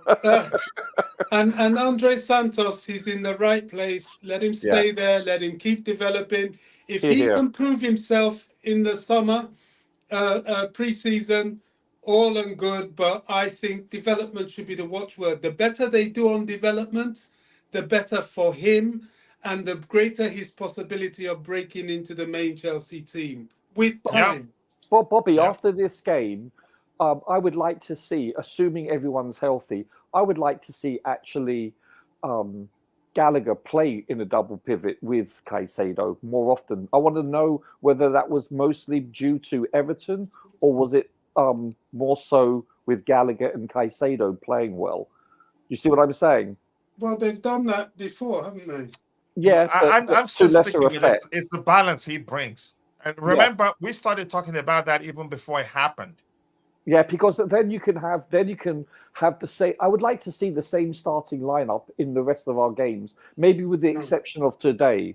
You know, than when we played with Everton. Just for continuity's sake. Different opposition brings different requirements. permutations and challenges. Yeah. Sure. So it's not always going to be sensible to do that. That's why, like today, I've said, regardless of that, we need a midfield three. Yeah. Look at the midfield of Man City, and you can't just say, okay, we'll focus on nullifying Rodri. That's crazy because they've got two other very dangerous people and numerous others on the bench. Yeah. So we need to compact the midfield. So it depends. You know, against Arsenal, the same thing. I wouldn't go with a two-man midfield at all. I would compact the midfield because of the midfielders they have. People like, what's that number 10 of theirs? Came from Real Madrid. Sorry? Odegaard. Odegaard. You know, he will need to be given a lot of attention. But then you've got Rice, you've got sometimes even Jorginho seems to be playing well with them. You've got what's the other midfielder they have? So you know you have a lot of permutations. So you have to. That's why squad is the answer. Rotation's the answer. Look at Man City played 120 minutes midweek. This is nothing to them. They just switch around a few players and they're good. So But don't forget, Bobby, it's a 4-2-3-1 with the ball. Without the ball, we sometimes morph into a 4-4-2, if you recall. yeah, And we so, do, and Yeah, we we played. sometimes Yeah, that's what I'm saying. Just pay attention to the application. yeah, it depends on with the ball and without the ball. You know, with the ball, we're probably a 4-2-3-1. Without, we're probably going to have a box. well, the Midfield. person playing number 10 has to be very busy in midfield as well, just like Palmer is. If not, it won't work. Right, exactly. Well, actually, when we drop into a 4-4-2, it's actually the wide players up front that actually drop back, and then you have actually Gallagher that goes with the number 9, and that's the number 2, if you recall. That's what happened quite a bit of the time. If you understand, if you recall, this is what they did predominantly. So that's how you got the second line of 4, if you recall. Yeah, I understand, but you see, there again, fluidity is so important, and this Yeah, is of course it where is. Of course. this is where when we talk of the team needing to be more rehearsed, this is Yeah. what we're talking about. However, these successes in switches of formations have shown that the rehearsal part of the team is improving. You need to be rehearsed from the training ground to the game day pitch, because all those in-game management situations only come from a team that know what they're doing. A well-oiled machine like Yeah. Man City. It's going to take time to have a better understanding of each other and what is required from the coaching staff. Totally agree, and you can see that now because the actual results show that. Results meaning scoring wise. We if you remember, prior to, let's say, approximately up to Christmas, we couldn't buy a goal if we wanted to. Now we score for fun, right? Well, I look at Jackson as an indicator of improvement. Not only is he getting on the score sheet, I thought his goal against Everton was really good, Yeah, but he's limited the petulance and the yellow cards, yeah. and he's limited his indiscipline with offside Oh, positioning. yeah. He's now getting Noticeable. caught less. And these are all maturing traits, which Yeah, is coming from his development within the season. This is why these players out on loan at the moment are more interested in their development than coming to Chelsea. And if yeah, they continue to do, I mean, look at Gallagher. Gallagher had to perform well at Palace for at least 2, was it even 3 seasons before he even got a sniff. That's how it should be. And then we can say, okay, we've saturated you on this loan. You've been ripping up trees season in, season out. You've shown consistency. Now it's time to squeeze you into the first team squad. And even then, it's a challenge, as Gallagher has shown. Although last season I discounted, but you know what I mean. yeah, Even then, you have to stand up and be counted. So fluidity is key. Interchange is key. We're getting there. These boys are developing. You know, having said that, knowing how they are, they could go and throw a stinker today. yeah. But you know, by and large, they have improved. I think today, All right. Jackson Practice will there. be a key. Will be a key Yeah, for go us ahead. to win Go the ahead. game today. Oh, sorry. I think Jackson will be a key for us to win No, the go game. ahead. Go ahead. I didn't know you were speaking. Go ahead, bro. He No, will if you stop interrupting him. I think there's a delay.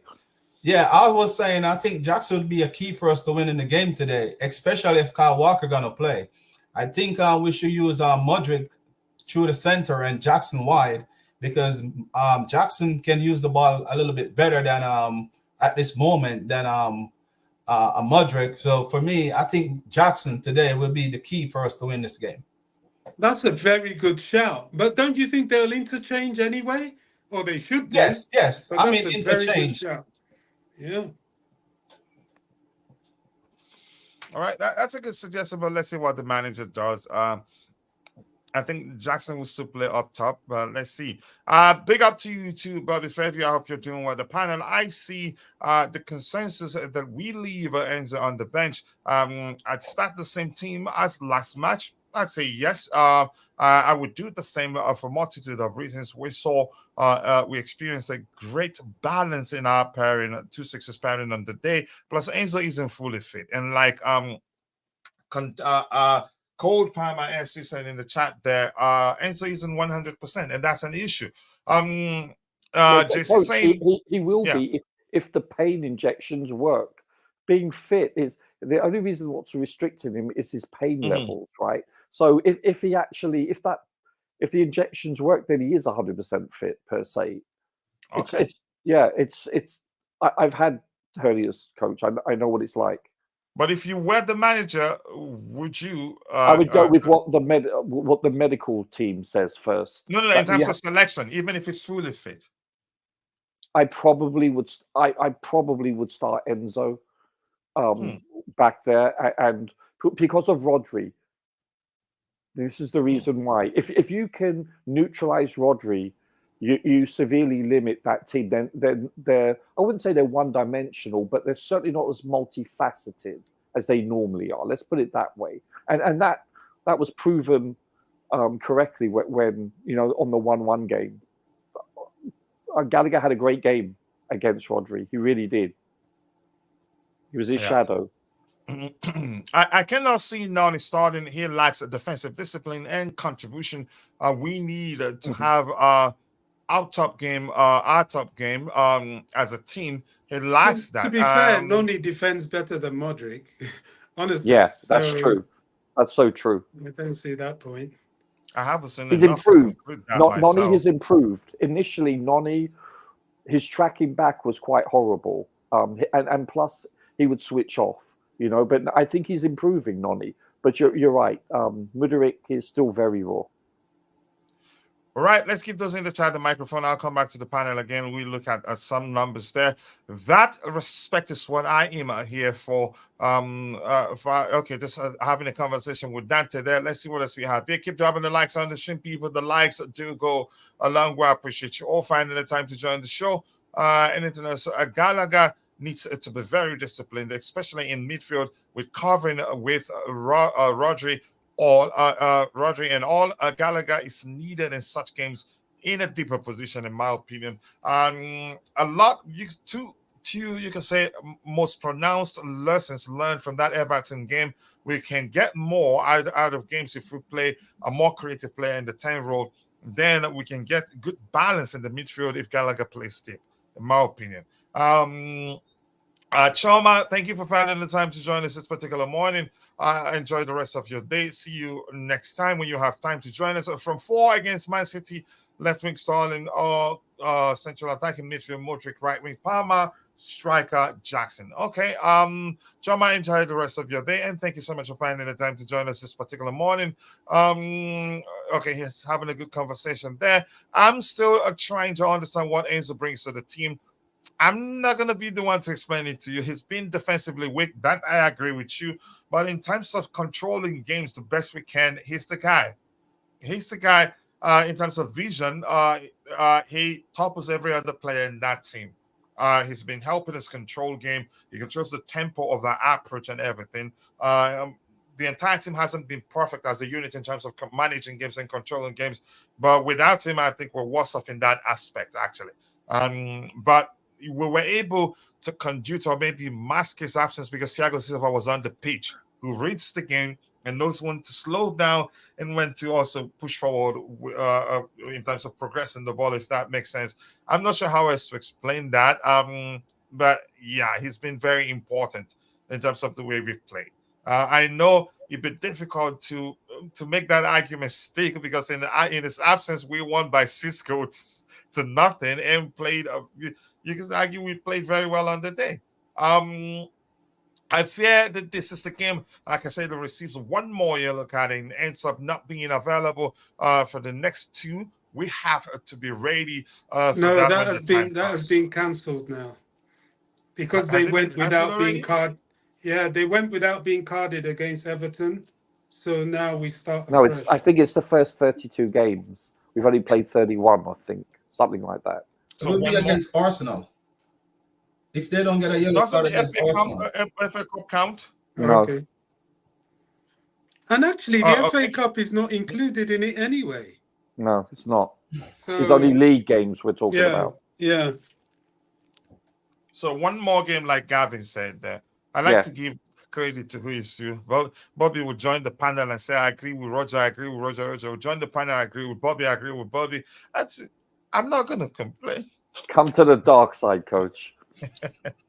That man Podge goes nowhere. Stop raising your hopes. I'm not gonna even get into that conversation. I know he stays. It take a lot for them to fire him. This should be be an issue to be enjoyed by Podge, provided that he isn't a notice. That's one of the names you used. Nice problem to have. Yeah, Sterling, who's good against Walker. Or up to, for Tubu Modric. That's a good name. That's a good nickname for him. Enzo Casado or Gallagher Casado. You can say Gallagher for either of the two. I think Gallagher will help Enzo do well. Either of the two. Just pair Gallagher with either of the two. I think we'll still be good. But today I'd say I'd bench Enzo. Not because it's not good, because what we did last time worked, and you can say continuity is a great thing. In this case, I think it will work. Coach, if CFC win today, Jerry will feel more comfortable against those 150 charges. All we need now is Nacho betting 150 giveaway. If United don't win, that would be a nice hedge. Yeah, let's see if they do that. Anything else to address here? Even against CTJC. Okay, just having a conversation with JC right there. Pep said the players were tired, yet Bobby says 120 minutes is nothing. I think you're nitpicking. I'm not sure how else to phrase it. Bobby said that with regards to their squad depth, said it doesn't care. They have a squad depth. And I said also that they have 2 11s that each can independently win the Premier League. Yeah. And by the way, what do you expect Pep to say? Yeah. So they are that strong. And remember what he did under Graham Potter, like again when we met them under the leadership of Graham Potter. He started with the second tier 11, but as the game progressed, he started bringing in the top guns, and they changed the game immediately. We ended up losing. Was it 4-0 or 4-1? I can't quite remember that result. Anything else to address here? Keep dropping the likes on the stream, people. The likes to go along with. Pep knows us pretty well now. He knows how we play to shut down etc. Will be much harder today. I think it will be a much difficult game to us, given the fact we're playing against a wounded lion, for lack of a more specific language there. But I hope he overthinks it. If he overthinks it, then we're going to beat them. I think we got great midfield who are good and doing well and can improve defensively. What we need now is a Weeds, De Bruyne skill set, the exactitude of what we lack in Gallagher and Carney Chukwuemeka. Carney Chukwuemeka, for me, I don't agree when you say what we lack. I don't think we've seen him enough to know what exactly he brings to the table. If anything, on a surface level, a lot of people will tell you he's capable of playing as a 10 and as a right 11 in a 3-man midfield.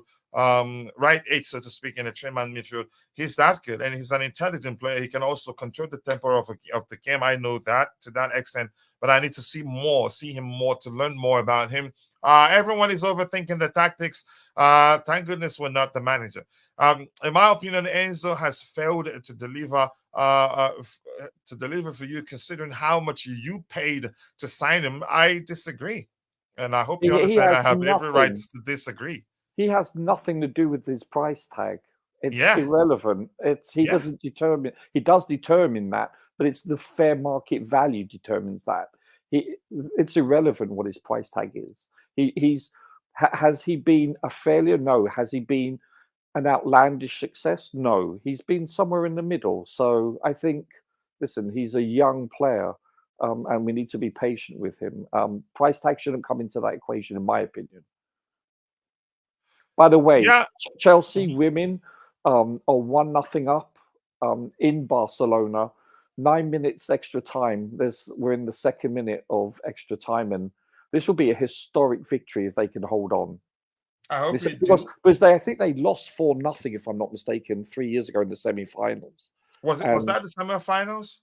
I think so. Could have been the final. I can't recall. I'd have to look it up. Did we make it? I tried to remember too. I couldn't. But I really about can't recall. Barcelona beating us. Yeah. Hey, I'm an old think fart. it was the final. They got their ass kicked. Yeah, it could have been the final, semi or final. I really can't recall, but I mean, they were huge class, a golfing class, right? This time, I've got to admit, they've played really well. The first 15, 20 minutes, Barcelona were by far the better team, but wow, the second half, they've really stepped it up. They've caused them lots of problems. And it was a gorgeous goal, by the way. Bloody weldy. It's very impressive, Chelsea women. Yes, people, keep dropping the likes on the stream, people. The likes do go a long way. Coach, do you think Jackson and Madrid, I don't think they will be punished. The next day, didn't we see a picture of Madrid having a conversation with the manager? So for me, like I said, that's how I see it on the day. To me, it's a no issue. That was the language I used in that day. Live and learn. I assume you got, yeah. So it's nothing. Mudryk walks in tandem with Cucurella more. People I recommend you to watch carefully. It's a myth that Mudryk is bad. Noni is not even close. I don't think I've seen anybody today say he's bad, but I know a lot of Chelsea fans say he's bad.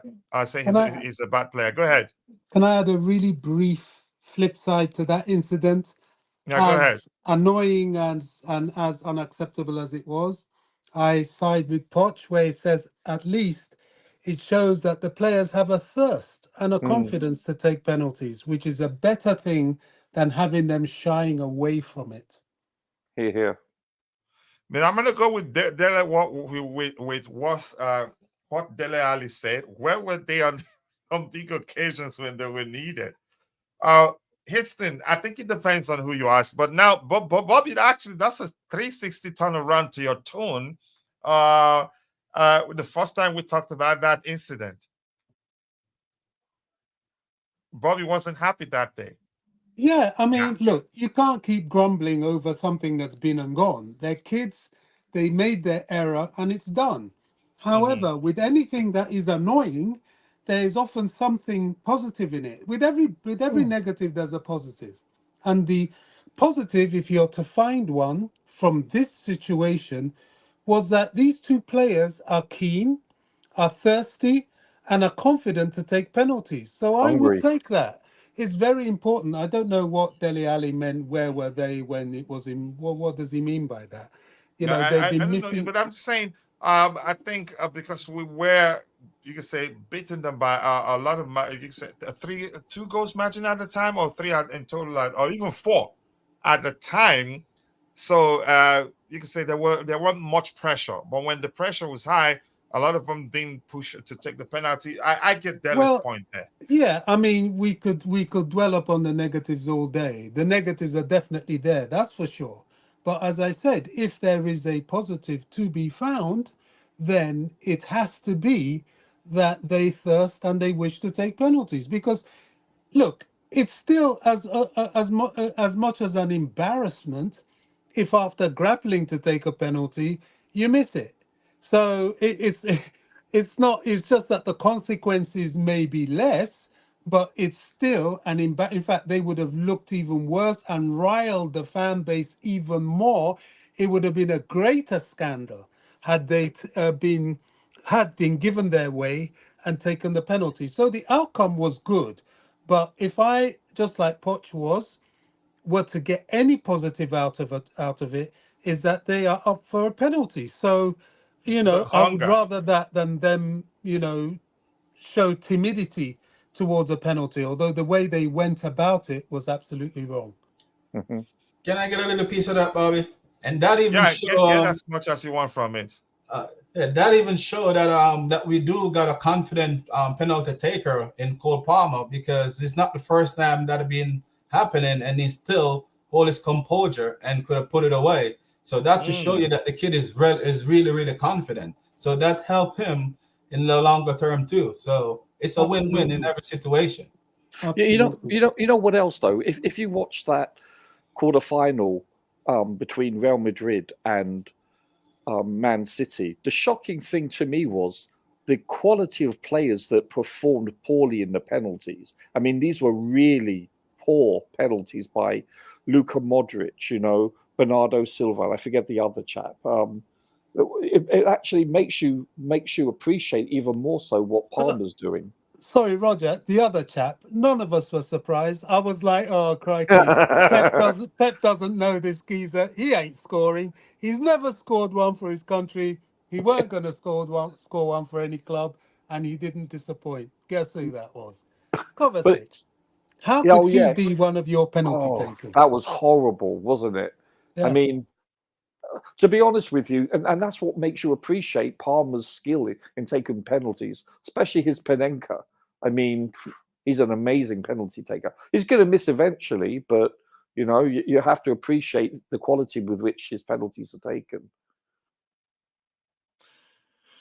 Yeah, never easy. JC, I'm guessing you're here to talk about the penalty incident. Let's hear you if you're there. Yeah. Hi, Coach. Hello, everybody. Hi, Hello, Roger. JC. Bobby. Hello, everyone. Well, my argument was for the defensive contributions. Noni has improved, but still, there is room for improvement in defensive contributions. Sure. It was not about the penalty, but the penalty, I'll tell a different aspect. I mean, if you look at it, I really don't blame anybody for that, and it just looked bad, but it's not that bad. But the argument, as Pochettino says, positive arguments, like they want to take penalties and all, yeah, there's to a certain extent, but to me the context looks like this. So when Jackson is trying to take penalties, he has in his mind going on to finish the season strong with figures, and he wants to improve his numbers, and he's nearly there. Last year, he was in a different team, but he finished very strong. So he hopes to finish it stronger, because there are a lot of rumors that Chelsea is going to go for a number 9. And the figures will help him to fight for his place. So that thing is going on in his mind. If you look at Sterling, it's okay, hold on first for this Jackson. Jackson is also number 9, which normally can also be like a penalty taker, because number 9s usually take the penalty. So you can understand him, where is he coming from when he's asking for the penalty. With Sterling, it is like he wants to take back his position in the England. So he's like all efforts on that. So he tried earlier in the season a couple of times, but that's too far to discuss. And if you look at Noni has made only 2 times arguments for the penalty, and both times he has been fouled. So he thought, I earned the penalty, so I finish it. Yeah. And that's how kids think, and that's normal. I mean, so you have an argument for Noni as well. Why is he trying to take that penalty? And to be honest, Noni is not able to start regularly at the right wing. Why? Because Palmer has been playing there. He's competing with Palmer, and Palmer, like he also wants his figures up, and he's competing with Palmer with that position. He's earned the penalty, and then he has to give that penalty to Palmer. I mean, he's thinking, why not? I should be taking it. I deserve it. I earned it. So I'm But we fine. have to highlight that that's not how it works.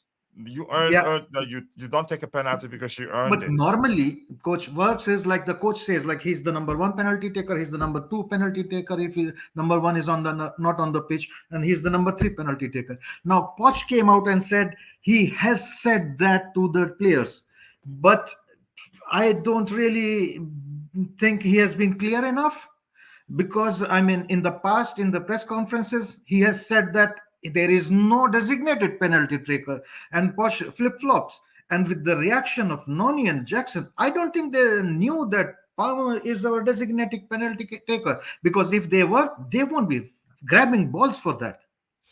So there is a possibility of the issue. It's good that it is resolved. We move on. How about the issue? The fact that, to me, as I think I did say something to that effect on that day. The issue may well be due to Cole Palmer's generosity with the penalty. The first one, he gave it to Raheem Sterling because he was a senior at Man City and wanted to help him, and wants to help Noni Madueke. So for me, that's a no issue for me. But you get my point. Go ahead with what you're saying. Can Yeah. I answer that? I Yeah, go know, ahead. like you first mentioned on Carlitos this podcast that Palmer is greedy. He's not. If you look at the team I didn't use the psychology time and greedy. coach, if I if use if you look at the listen, let me say no, no, this. I will Let me say this. I will give Let me correct justification you. after I that. You can said give there was a reaction. game in Let particular me I give the mentioned that he justification, was a coach. bit Let too me give the selfish on the justification. day. You are not letting You me know land. I'm Palmer's biggest fan, but go ahead. Go ahead. Go ahead. Yeah, so he is not greedy. He is the mainstream, according to Pochettino. We have heard in the past also, like from Pochettino and from other players, what is the strategy? Give the ball to the Palmer, and Palmer does something. So he has been made responsible to create something. He's the mainstay, and he is in this mold. I I think, have to score. I have JC, to I win think the you are game for the accusing team. me. You didn't pay attention to what I said. I was referencing a particular game that he was a bit too self-centered on that day, and I'm still saying it. If I remember that game, I'll pinpoint that game and say that's exactly what I said. I'm one of his Okay, biggest supporters. He's not perfect yet, as good as he is. He's he's not good. there. There's more to He's come good. for him. So you're accusing me. That's where I'm coming in. That's not, you're misquoting me. Go pay attention to what I said. Okay, I So apologize if it I is a using the misquote. term greed is a bit too much. But go ahead with what you were saying. No, but I apologize. Like I'm not No, you misquoted. don't have to. You don't have to. No, you don't I have to. You have a conversation. I just wanted coach, to say you're coach, I misquoting me. Go ahead. apologize. I mean, the idea is not to misquote you. The idea is that even if you have slightest in your mind that Palmer is greedy, he's not. He has the responsibility to win the games. That's how Pochettino has molded him. He thinks centrally only in one direction. I need to score goals. I need to win this team, win for this team. He's the mainstay of our team right now. Okay. I get your point, but I think I don't take it personally. But I'm just saying you're misquoting me. You know how we have a conversation here. You're entitled to. I'm entitled to mine. I referenced a particular game where Oh, I no, even put I out misunderstood. Maybe I apologize for that. he's a bit too selfish on that day. I love him, and I started by saying I love him, but he's a bit too selfish on that day. Had it not been occasions where he tried to score when he could have squared to his teammate, and I mentioned what's his name also on the day. Malo Gusto on the day was too selfish too, and I think that game ended in a draw. And then Coach, sometimes you have to look also like situations like if you are 2-on-1 and there is enough space and you are more blocked, then and you have 2-3 seconds, then give the ball. Like don't do like Sterling did when he had 2-3 like clear cut to give the ball for the better goal. But if you have only a split second, then you take a decision in the split here's second, something I'm and going to that's say it. quickly before we move on from that. If Palmer goes with the mindset that he doesn't need to improve in terms of fight, I can assure you. Let me just start with telling you, if that game in particular I was referencing was under Pep, I can assure you that Pep won't be happy. Coach, do you want Palmer to stop taking shots and I don't want him passing to around stop more? taking shots. We're talking. You're seeing it from a different No, I'm perspective. trying I'm to seeing it from understand a what you're different trying to say. perspective. You want Palmer to be passing around more than trying to score goals? Is that the thing you want? I don't think you get the point. And the game in question ended in 2-2 draw. No, I think you're not getting my point. No, I don't. Where are you? Okay, you know what? We're not here to talk about that. Let's move on from that one because you I can't want get me Palmer to to change be. my mind in that particular game, and I can't get you to change your mind because you're trying to justify your argument that I called him greedy. That's fine. I agree. You win. Let's move on. We have a game to preview. And if No, it's Palmer not about himself feels like, win. It's okay, not like it's you perfect, win. he starts shooting every time he gets the ball, then he's not going to improve. Coach, That's my I mean, opinion. you want to improve it. I mean, he is in form right now. And when, as we discussed in past also, like when he was I on the think right you're side. overblowing an argument I made for a specific game. Coach, what do you want me to say? That's why are we here? What are we talking about before you came on? I don't know. Yeah, you were the one that dragged us to that. You dragged us into that. I Why love you Palmer. not so much, Coach? I specifically said I love Palmer, but I think he's a bit too selfish in this game. And he wasn't the only one on the day. Gusto was also selfish on the day. No, I disagree with that. I disagree with that. He was not selfish. Be happy with him. I disagree. He was not selfish. Perfect. He's been excellent. No, Coach, he was not. No, I disagree with that. I disagree with that. Criticism. Coach, I disagree with that. He was not Yeah, selfish. you have every right to disagree. Can we move on and get to the game we're here Yeah, to let's talk move about? on. Yeah. Oh, there's a game. JC always likes it to drag my feet for unnecessarily, really. No, Something but I you have exclusively to. really to Now, one game. let's move It on, brought coach, us into because everything.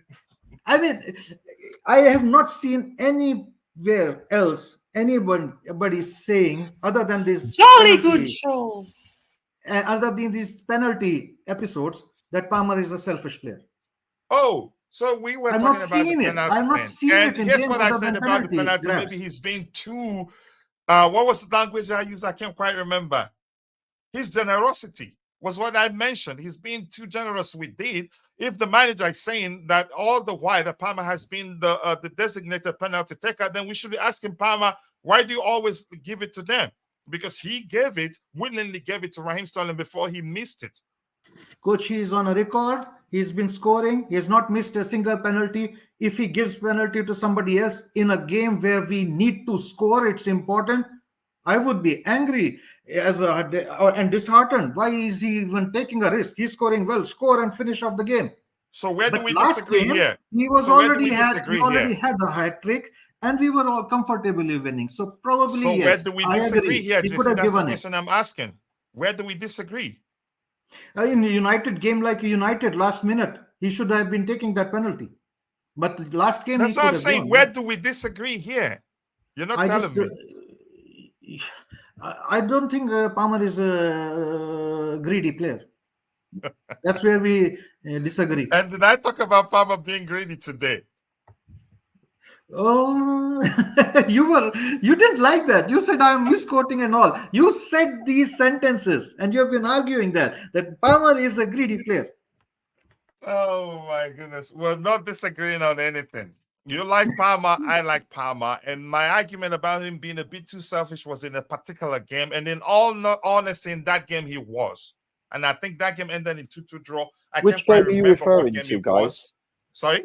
Which game are you referring to? I think it ended was it against? I think we also, Roger, you won the panel when we talked about how we were too selfish on the day. Everybody wanted to be the Which game, though? scorer. Roger, I'll tell you the funny part.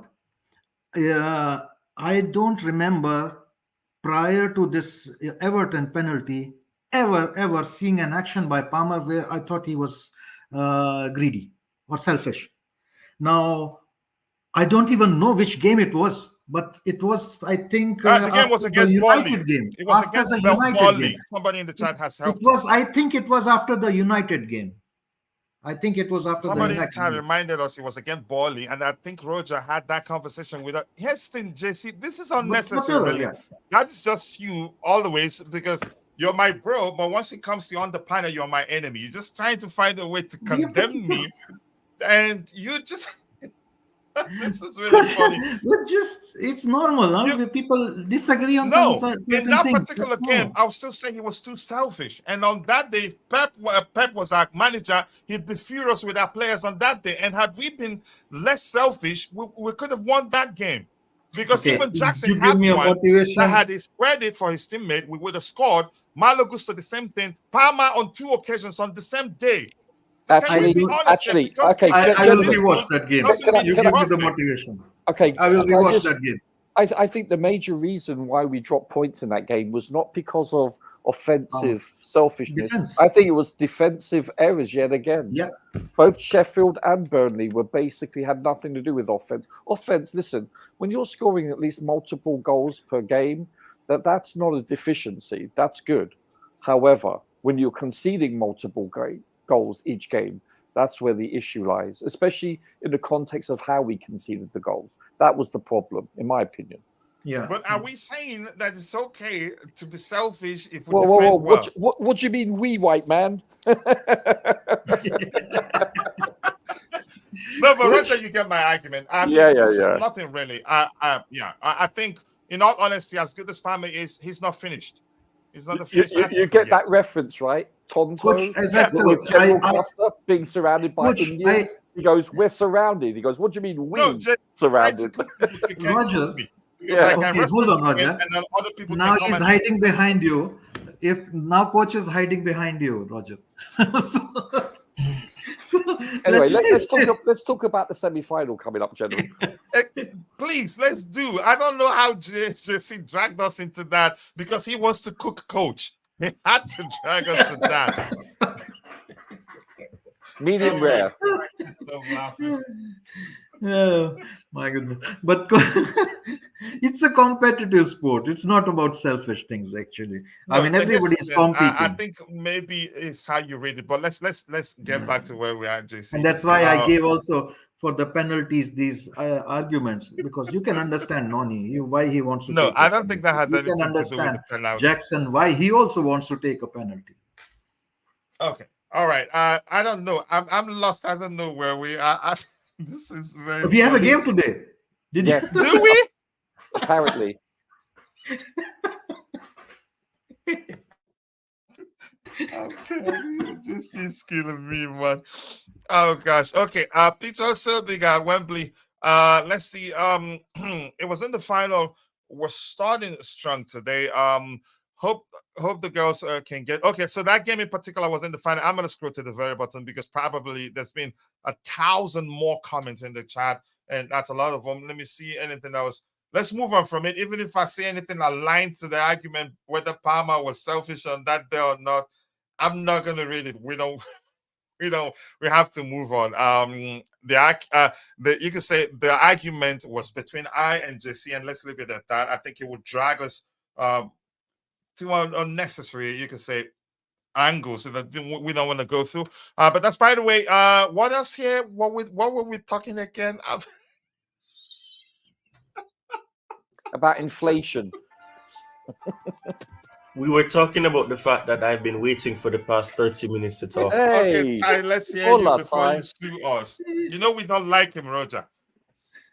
Only JC here likes him. Yeah. Go ahead, Ty. Yeah, big up, guys. Coach, I'm gonna leave you. Ty, big up panel.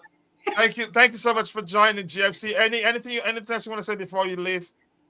I don't want Ty to speak. Oh yeah, I'm still celebrating my birthday, so I gotta go. Is today your birthday? No, it was Thursday, but they got a little thing planned for me today. You didn't tell us. Happy belated birthday to you, brother. Yeah, happy birthday, mate. All right, thank you guys. Happy birthday, man. I'll be listening though. All right, much love. Ty, let's hear you before you sue us. Come on, Ty. He's refused to speak. He's rebelling. I am very, very disappointed in you, coach. Very disappointed. Shocking. Listen, man. Remember, I am. Oh my god, wrong person. My boss. Anyways, don't forget. Before there was ever a Jay-Z, there was a TY. But yeah, but I don't know. I came on to be entertained by a Sunday afternoon for some people, SmackDown, and Jay-Z coming on, coach, deliberating on JC or JC. Why are you all cooking me now? All right.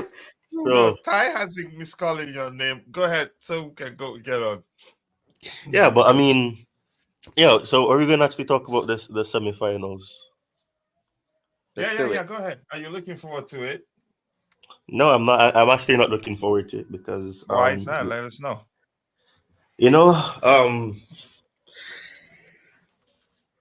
A lot of the times, what we've noticed with Man City is that, especially if they've lost and they've lost a game, they tend to come out with this mentality of, we're gonna have to go all guns blazing.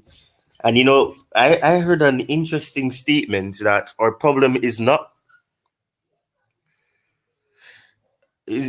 scoring, it's the defensive. But I actually think we have a goal scoring problem.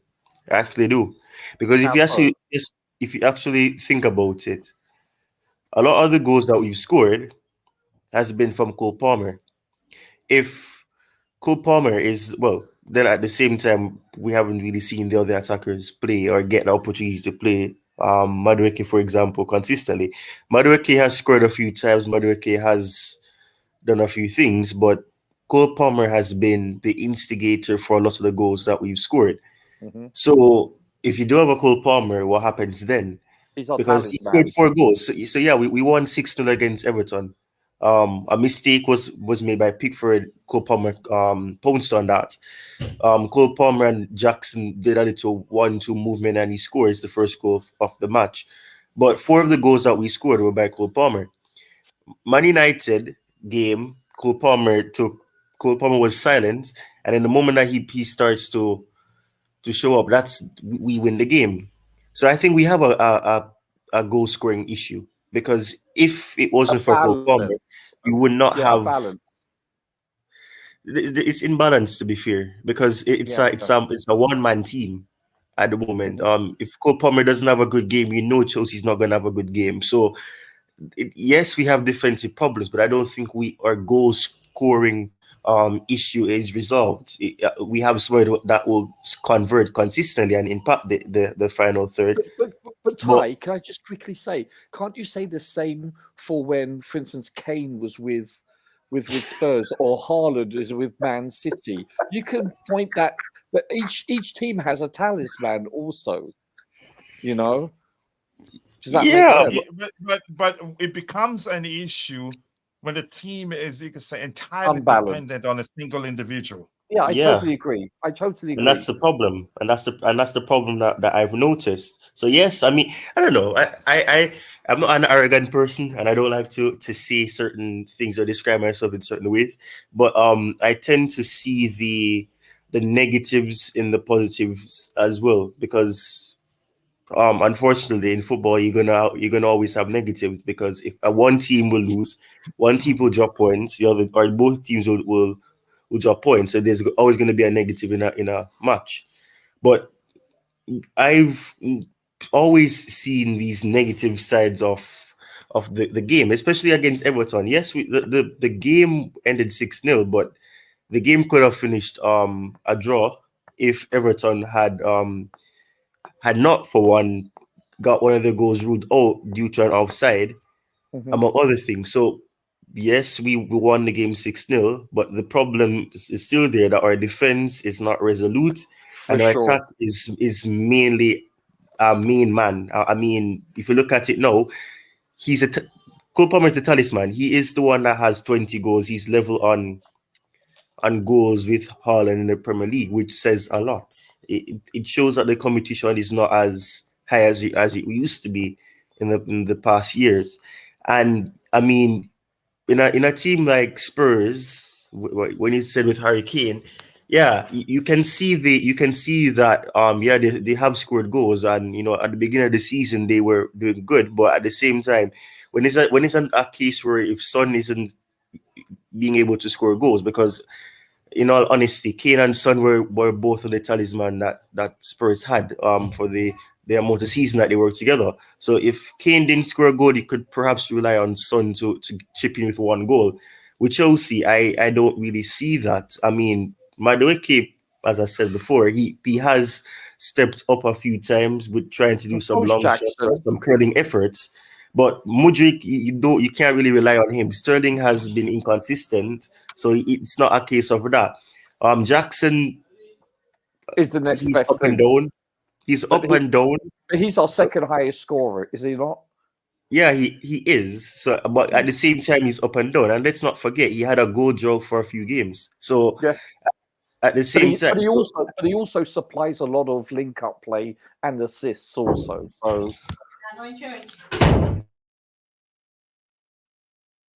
hello. Yeah. Ty, somebody walked into the room, and when Ty was speaking, so he had to mute. I Sure, got sure. it that you were responding to what he was Yeah, saying. no. Ty's got a very valid point. There is a sense of imbalance, and you don't ever want to rely on one individual. You prefer that these goal tallies be spread over a wider margin of players. I totally agree. But conversely speaking, you also have a talisman that is in good form and also is a good penalty taker. But you have Jackson that's really improving over the course of the season, that is able to step up lately.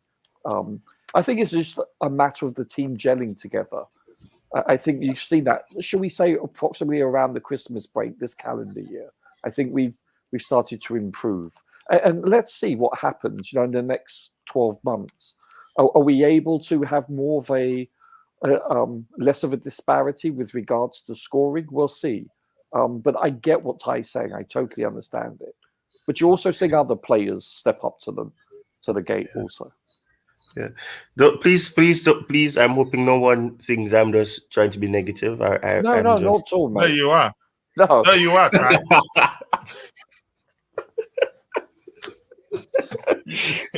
I think Ty's point is very, very, very valid. Yeah. We goal scoring is still a huge problem, and Cole Palmer's surgeons certainly it was down to him that we beat Everton by such a margin anyway, because the others keep missing.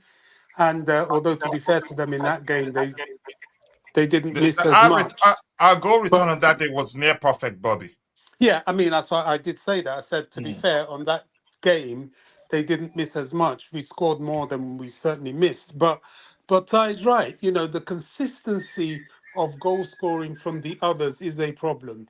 Can you imagine? And yet again, this is where the injuries come in. Imagine having the likes of Reece James and Nkunku fit. There will be a distribution of goals, at least from those three. And of course, Carney being fit, then he's included in people that can consistently score. Where we have issues is in defenders scoring and midfielders. But football's a funny thing. When you have a talisman firing and maybe a striker firing, somehow all the others tend to find their scoring boots as well.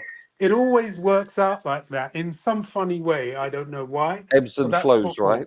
Yeah, that's football. Not ebbs and flows. It kind of triggers others to get their scoring boots. Maybe they realize that the consistent goal scorers make sure that they only ever do one thing, and that is hit the target. You can't score until you hit the target. So if you hit the target every time, it's likely you're going to score more times than you don't. So I don't know. Ty is right. That is a problem. And it's something that, well, we just have to hope and pray that someday, some game, they get over. Just as I said a couple of weeks ago, there is a team that's going to be on the raw end of a serious hiding of this team. And I think there are more teams that are going to get your Everton-type hidings from this team. I really do. But I do think that there is a team that is going to suddenly feel the brunt of the goal-scoring wake-up of this team, and it's going to be quite severe. Let's just hope and pray that they do that today, and certainly against Arsenal. But Can I it's a prayer also at the say, moment. Bobby and Ty, it's not just an imbalance from certain players, but I think also stylistically there's an imbalance, namely aerially. Seriously, okay, I know Palmer scored a wonderful goal with his head, but the remainder, most of our goals do not come in the air, especially from set pieces aerially. There's a huge, in my opinion, when you look back over time, there's just a lack of clinical ability with the head, and that's actually more concerning to me. Yeah. Again, we don't have balance in so many you can say areas. Height is you mentioned. Lack of a traditional DMs right at the moment, but Gallagher has proven he can bring that balance to that midfield. In my opinion, it's up to Pochettino to make the most of that in the absence of Leslie Gochiku and Romeo Lavia, the two, you could say, more traditional defensively minded players we have. And Cesare Casade can be that guy. I don't know him too well enough to argue maybe he's one. But thank you, Ty, for that contribution there. Go ahead. We're getting the echo. Is that from Ty? Ty, were you still speaking? Yeah. Well, this is something else. Well, Well, like I said, I'm not really looking forward to the game, but I'm still hoping that we somehow edge Man City, because despite all the issues that we've had, we have done well against them this season. I mean, it's kind of interesting. A few seasons back, and even well, I guess to some extent, it's been like that with Liverpool still, where we've managed to put up a good match. Even the Carabao Cup, it was very thin margins that made a difference. So Yeah.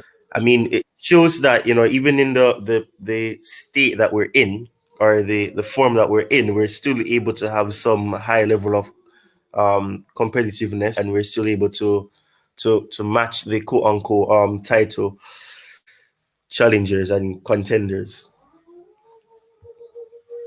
So I'm watching All the right. Happy game for the. again on February. Go ahead, Roger. Sorry, I So apologize. while we're talking here, I've got obviously the sound muted, but I'm watching the February 17th game at the Etihad, and to be honest with you, Gallagher is in Rodri's pocket the whole game so far, and I do notice one thing though. It seems that I Enzo mean, and Rodri's in Gallagher's pocket. Oh, okay. yeah, well, you know what I mean. And the one thing is that there is quite a bit of a gap between I'm sorry, Enzo. Roger. The way Bobby came in and Roger still okay, but you know exactly what I mean. No, the Go ahead, one other Roger. thing that I notice is the gap between Enzo and Caicedo. They're not very close to each other the whole game thus far. I've watched a quarter of the game. They seem to be miles apart. That's yeah, but I've got Then to that was admit, an issue, right? To be more Gallagher, specific. yeah, Gallagher is definitely an issue up front. Definitely, he's negating Rodri again. This is like the third or fourth time I've seen this match, but I haven't seen it in quite a few months. But I just thought I'd watch it today for comparison's sake. Yeah. Sorry. That's an accusation, and I will never forget the day this happened. Do you remember my first stream with the with the cloud? I'm not going to talk about that. I'm going to concentrate. So, because the cloud used the word oxymoron, staff thought he was calling him a moron, and a fight. Oxymoron, yeah, like Yeah, military intelligence, right? Yeah. a fight broke up on the panel here. Seriously, we had to even try to explain to staff he's not. Yeah, yeah. I will never forget that day. Misunderstanding. Yeah. Yeah, good. You have a good memory, my friend. People are forgetting that early Everton chances that they had better put that away. It could have been a very different match. Yes, then, but you Yeah, can it was say the same thing to concerning, the coach. games we've lost too. Games we've had a lot of chances and not score, and the opposition scored and beat us. Yeah. So Because I don't goals think. change games, coach. Yeah, let's just leave that goals change games, but they didn't score. Go ahead, Roger. Were you saying something? Yeah, goals change games. And I'll be honest with you. I think everyone can put their hand up and all agree on this. The first 10, 15 minutes or so in the Everton game, we looked vulnerable defensively, and we were lucky Everton didn't have their shooting boots on. And let's be honest, after the first 10, 15 minutes, I They don't only think had any. one chance, Roger. Yeah, Easy to but you know forget. what? It's inside the 6-yard box, an open goal. Here's the deal. It wasn't just The one one. that hit the guy on his knee? His calf. Yeah, he didn't. He should have put that The calf, away. yeah. And then you had multiple chances later on. But here's the deal. I never feel comfortable with Chelsea where I can say, oh, this is going to be a clean sheet all day. I just don't get that impression. I don't get that feeling. I'm always on my tiptoes when I'm watching Chelsea because at any moment we are liable to concede. We're not good defensively as a unit yet. That doesn't mean to say we can't be in the future, but just currently we do not defend well, whether that's individualistically because we switch off on occasion or we lack discipline, in other areas. It's just, to me, this is the major concern. Roger, can it be down to the balance of the team and the tactical setup? Because in the first half of the season, we were not conceding so many goals, but we were not scoring. And now we are scoring a lot of goals, but we are also conceding a lot of goals. Yeah, it, it really goes down to several reasons why we're conceding a lot more goals. One is transition, which you're right, because we're putting more of a balance going forward, like Enzo being further upfield.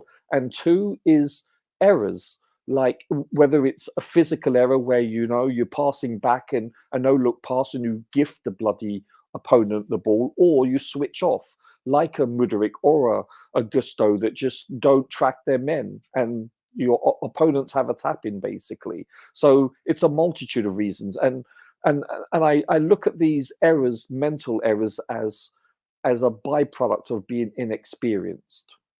That's very symptomatic of having youthful players in a Can I new con- team in a new league. can I contribute my view? I think like we Go. are going forward more aggressive in that sense, Sure. and in that sense we are like leaving out spaces for counter attacks, and then when we leak those goals, then of course, I mean, you can count them as errors, but like the balance of the team is totally top heavy, like going forward, and that leads to these errors. I mean, I don't think these are bad players, it's just that the balance of the team is different. No, I totally agree with you. But there are instances where we are balanced and we have plenty of players in the back, but we switch off. The player doesn't track the person, and that has nothing to do with us being more, shall we you say, know heavy. But there is a pattern in that. Like in those instances where you mentioned, yeah, we have enough like defensive setup and we still leak goals. Those are mostly like even if it is open play goal, I mean, it's mostly like crosses coming in, like set pieces, defenses, and Yeah, all that that. Those too. There's a multitude of facets of reasons why we're conceding goals. Um, it's yeah, that simple. Yeah, but I do agree with you. We are more attack orientated. Let's put it that way. But having said that, there are times we've gifted our opponents where we've been balanced. So I think there's a multitude of reasons. You can't just put one reason on it. But I get your point, Mo. To simplify it with you can say our biggest problem is lack of balance. Yes, but but then one on thing, occasion, no. Like the goalkeeper making an error, being beaten by the near post, that has nothing to do with balance. That has, Yeah. you see True. that, and then aerially, when you're defending your corner, I'm sorry, you are balanced there. yeah, our set You, pieces are you very bad. And to be yeah, honest, but on the positive side, I mean, since New Year, the team has seen progression. That's I for sure. agree, I totally mean, agree. initially you could say like these are like needless draws against bottom teams and all that, but now the sample size is increasing and we are not losing that many games. So from last year to this year, there is definite improvement. And the Definitely. good news is, JC, is the defensive side of the ball to fix is by far easier than offensively. So that's the good news, that this can be Yeah, fixed and yeah, remedied. yeah. True, true. And now when you see this improvement and when we are starting to get results, then imagine getting these injured players back. That makes our team even more like better. But then most of the injured players coming back are more attack minded. We Well, Colwell, don't forget Colwell is Yeah, defensive. okay, you Yeah. can argue for that. Yeah, And true. also what's his name? Our captain. Yeah, but Um, Colville is left back and Chilwell is left wing. yeah, no, but I'm also talking about Reese. He adds stability defensively. So Yeah, but you get my point when I say like. yeah. No, but Colwell, if he can play as a centre back, would be, I think, him Yeah. not playing out of position. You know where I'm coming from. And then And, obviously and what do you say Fofana. of the latest rumor where there is a rumor that Pochettino is asking for Silva to be given another year, and if not, then get another experienced central defender, something like 30 years, who's been in the business and who sets up every our And his defense. wife is So campaigning for him too. yeah, Well, yeah, to be honest with you, out of every position in the football formation, centre back is really the only one that truly requires experience. That if one wants to be successful, Let's A be good honest. reader of the game, yeah. Yeah, I mean, this is what we lack, you know. And that doesn't mean to say that, let's say, hypothetically, Badiashile and Disasi can't be incredible next year. We don't know. You know, sometimes it takes an adjustment to you know, to bed in, so to speak. I What don't would know. you say? Would you like to keep Chalobah? He looks like a prospect, I good think prospect. him staying Chalobah's future depends largely on how well he does from now to the end of the season. Yeah, and or finances. If there's no, Yeah. if it's not He's necessary not. to sell How him, much is his current salary? I don't think he's earning a lot. Coach Bobby was saying something. Yeah, sorry. Was Bobby saying something or Roger? I think Okay. it was Roger. I my fault. Sorry. Go ahead, I've Roger. been called worse. No, honestly, let's see. To be honest with you, this is my number one concern. It is our centre backs. Once we can remedy this, you know, shall we say, play a partnership with two players that works. Who knows what that permutation would be? But once that's remedied, either by playing consistently two players or acquiring a new one, I don't know. But this, once we can solidify our defensive line, then I think we'll start to cook far more consistently, in my opinion. Yeah. All right, let's give those in the chat the microphone, having a conversation. The women did beat Barca, but I think the game ended 1-0. Good performance by them. Yeah.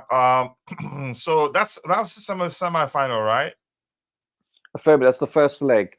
The next leg is going to be, well, I don't know. Do the women play at the first bridge? leg? Affirmative. Okay. I think it is. Didn't I see somebody saying something about extra time or added time? No. Maybe Added time. Added time. The person wanted to say added time. Good morning to you too, Jude, the CEO of Chelsea FC. Jingles, nice to see you in the chat. I hope you're doing well. Big up to the women's team for beating Barca 1-0 for the Champions League semi-finals. Let's see. Honestly, I think talking about the game, good conversation there. Enjoyed. So good. I'm still here. I voted for her as player of the season. I don't know how good she is. I need to be watching more. And on occasions, I've seen their games on TV, but it usually comes on at the time where I'm busy doing something else. One of the women's players. Cuthbert is like she's almost like Lampard of the men's team. Like she really scored Did you see the goal she scored today? Unbelievable. She was really commanding that midfield. I mean, we were all over defensively, very solid. Like we bossed the game against Barcelona. Yeah. I mean, this is a big result. Yeah, I think NBC was it NBC that shows their games here? I don't know why. I was watching it on the British channel. But when you look at how dominant this team is, the Barcelona, they own that competition basically. Them and Lille, I think. And Lille, they've been excellent. Lille have been excellent. Yeah. These two sides are the big hitters in the women's European Championship, and you know, for Chelsea to come away with that result. That doesn't mean to say that they're going to go through to the final, but to me, that's a big step forward. The only sad thing it's is, first half. Yeah. But Emma Hayes won't be here. So the next round is in our stadium. So yeah, exactly. And so, you know, it's it bodes well for Chelsea's future for the women. I think that's. And I hope Emma wins it. Another big name in the women's game is I think Wolfsburg, that used to always. Beat Chelsea, but Chelsea turned around and beat them quite recently. Yeah, they actually their winning record against us is quite impressive, sadly to say. Yeah, but listen, it would be lovely for Emma Hayes to end her 12-year tenure with Chelsea with a cup, a European Championship. That would be, you know, that's things that's Hollywood ending. Roger. Yes, sir. Oh, Tabejo, Roger told me not to let you in. Tabejo. How was Ramirez for you? Roger? Sorry, sir?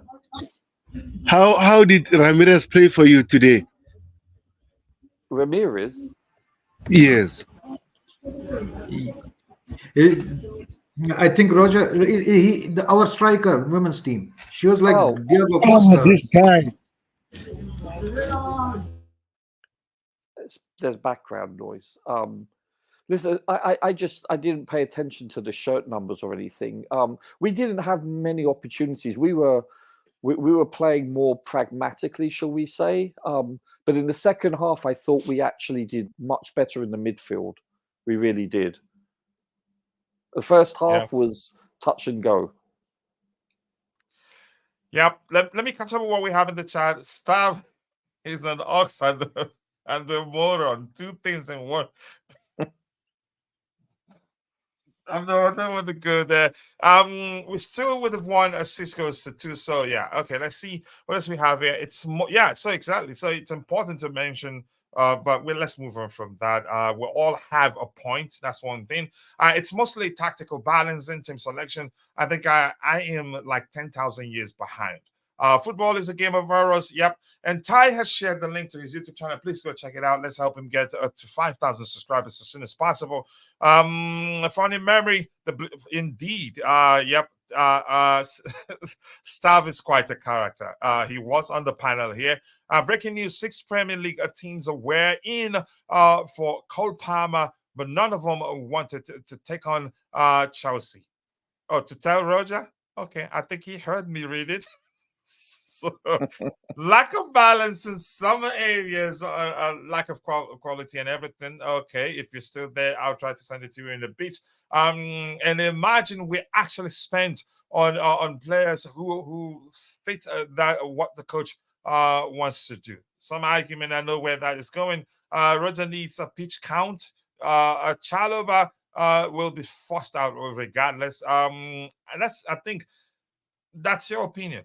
I've always said if he does well, he stays. If he does really, really well, chances are you'd see the departure will be a player you didn't expect to leave. And he's proven to be solid whenever he's on the pitch and can only get better.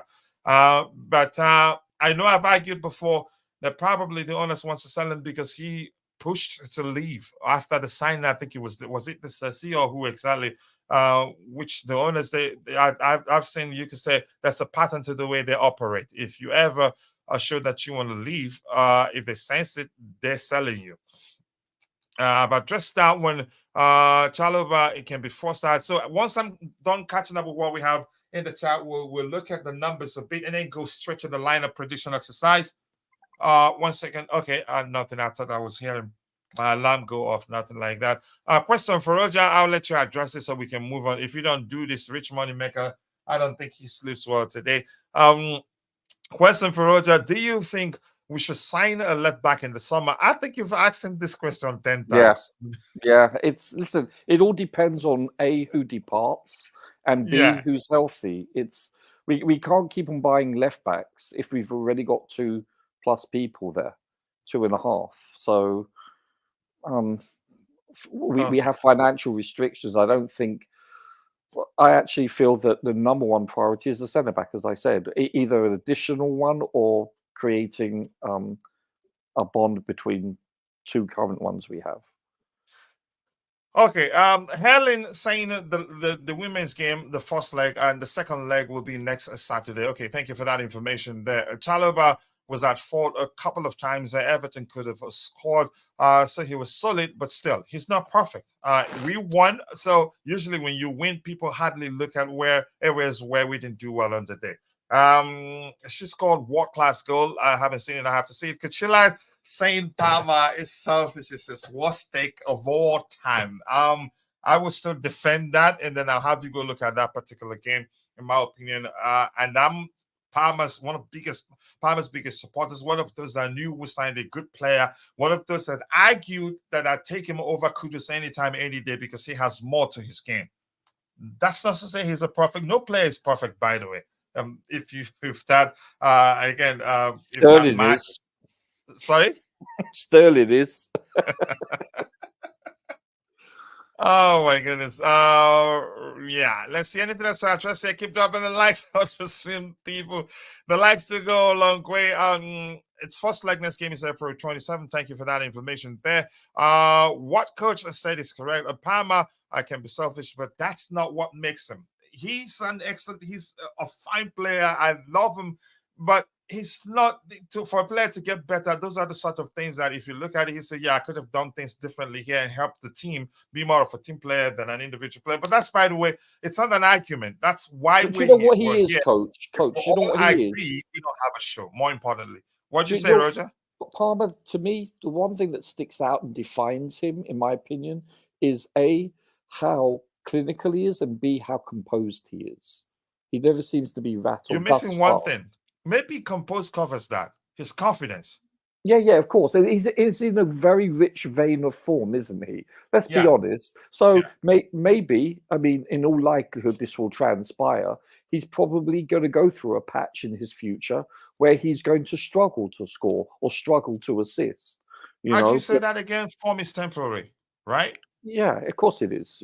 Class is you permanent. can lose it, regain it. But one thing I like about Palmer is his, let me just, by now, I think his biggest asset is his confidence. He's not the sort of player that if he makes one mistake, he sulks. No. And a lot of analysts will say because of his youth, his inexperience at the highest level, he doesn't have so much what they call scar tissue. And so mentally speaking. And so like, especially that's usually quite prevalent with regards to international, especially when you're talking about England, fairly. Can you elaborate on what the term you use? Scar tissue. Yeah, scar tissue. So break it down a bit. I'll give an example of my country, England. We've had great teams, but we've failed in the quarters and the semi-finals from penalty kicks traditionally the last 20 years. When you look at England, in the early 2000s to 2020, we had incredible talent, what we would call our golden generation, but they didn't come through. And so there's plenty of what we call scar tissue where we've got negative experience of us not succeeding. And so that's when the shirt becomes heavy and the pressure mounts the longer the wait for glory is. And so Palmer in this context doesn't have that. He doesn't have too much experience of Chelsea being bad. He's very youthful. He doesn't have much experience, period. And so he doesn't have PTSD. I'm sorry, sir. He doesn't suffer from PTSD. Yeah, exactly. That's another great term. Exactly, post-traumatic stress disorder. And that's don't forget this sport, just like a lot of other sports, a lot of it is played between the ears. The confidence levels and the mindset. A lot of a player's, shall we say, attitude is based on confidence. And when a player lacks it, you can look at a world-class player. Let's say Haaland. Haaland's going through a rough patch. Salah is a perfect example. The consummate 30-goal a season player. Right now, he couldn't hit the side of a barn. And we're talking about a world-class player. It happens to the very best of them.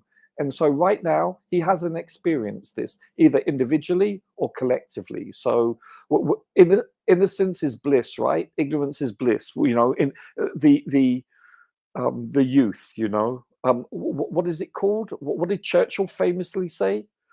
Youth is wasted on the young, right? In other words, they just don't know better. So, and that's a good thing in this instance. So I think that's a positive attribute. Yeah, go ahead. Sorry. I think that's a positive attribute in this regard. But time will tell. That's all I want to say. Sorry, Coach. Yeah, Tabeho, where do you want to come in? I know Roger have I'm not saying further, but you have the floor now. Let's hear you. I think he was speaking, and then somebody walked into the room and said something that said he had to stop. Tabeho, if you're there, you have the floor. Speak. We want to hear you. But before you do that, I'm going to keep getting what we have in the chat. Breaking news: Pochettino might give Silva another year. Does Roger think that's a good idea? Roger, the question directed at you. Let's hear your response to that. Actually, yes and no. I think in the locker room and as a semi-quasi coach, I think it would be wonderful to impart that knowledge, especially on the training pitch, the training ground. If he does have an extension of his contract, doesn't mean to say he can play 40, 50 games. You know, I think because of his vast experience at the highest level, by the way, we're not talking about Division 7, you know, we're talking about a player that is world class historically. I think he can guide and ask questions that his colleagues want to, you know, pick his brain. And I think that and his professionalism, don't forget, it's the small things that are intangibles. It doesn't have to be football related, about how you conduct yourself. You don't go out drinking and driving. You know, you become more respectful, etc. Just the mindset that from the little things that you and I take for granted at that age. Come on, we've all been 20, 21 before. You know, they're basically very young individuals, and you know, they need a father figure. And true, they have coaches to do that, but when you have someone that plays with you and trains with you and can mold you and influence you in a very positive way, I think that's a very integral part of a balanced squad. And I think I would welcome that, because he's not a cancer in the team, you know, like let's say the woolly mammoth. I think he would be a very good influence. That's my opinion. I don't know him personally, but that's what I would assume. Yeah, of course, mate. Because if I wait for coach to invite me, I'll be here forever. Yeah, you'll be getting your pension, mate. Yeah, he's at the you lose fun waiting for me. I'm sort of getting that already. Listen, listen. Oh gosh, I've got some silly comments coming up on X. I'll mention a bit later. But why I agree that it would be good to give Thiago Silva another year's extension is that, one, he would make a good sub. He needs to be on the bench, not a year's extension to be playing, because, you know, right now, often if he plays 90 minutes, it's more of a hindrance than a help. But he will help the youngsters during training. He helps in the dressing room. Now, we have a perfect example of that in the body of Didier Drogba. He wasn't quite as old as Thiago Silva, but when he came back, he was over the hill and far away, but he was an impact sub. And Drogba's leadership and everything, his aura in the dressing room really, really pushed that team on to win the Premier League, if you remember. I think he came during the Mourinho time. It was just before Conte. So our 2015 champions Premier League. So I think it will be a good idea. Will they do it? It's left to be seen. But it will be silly looking to bring in another, shall I say, mature player, because they're going to have to be one hell of a player to be able to just walk into that dressing room and command the amount of positive respect that Thiago Silva, who has been there already, is going to do. It's often helped when the mature player is there already. Like when we had John Terry on the bench, you know, he was a skipper that was there already, and he helped in the dressing room from the sidelines. He even helped the coaches sometimes in some tight games, coming to the touchline and shouting at the players. That's what we need. Shame Thiago Silva doesn't speak English, but you can see in the whole penalty issue with that happened, he came, he had a word with, I don't know what language he was speaking, but he did speak to Jackson and he spoke to Noni, you know, just to tell him, look, calm down, this isn't the way. And I think it would be important to sign him on. So I'm looking at X, I'm seeing some really silly comments. Look, I've seen worldy goals from the under 17s. It doesn't mean to say that they are better than the men's team. Come on, people just have to be. What are they thinking of? There is a reason football teams are graded.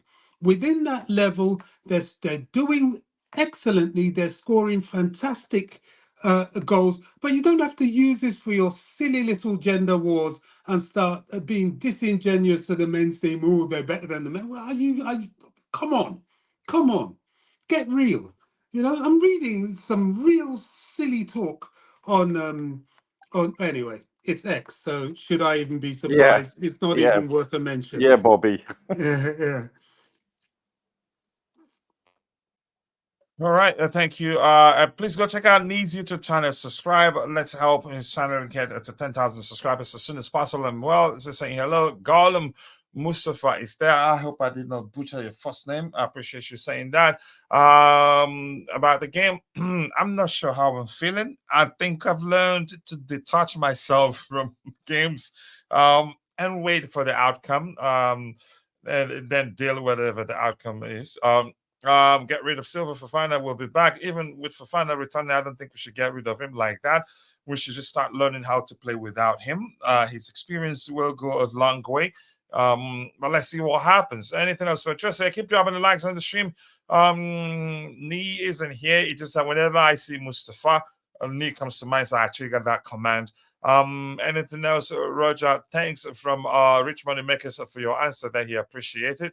Let's see. I am back in Chelsea 100%, but I hope the dressing room environment is okay. I think the dressing room environment is perfect in my opinion. Just let the manager get his tactics approach right. I think we'll get a win.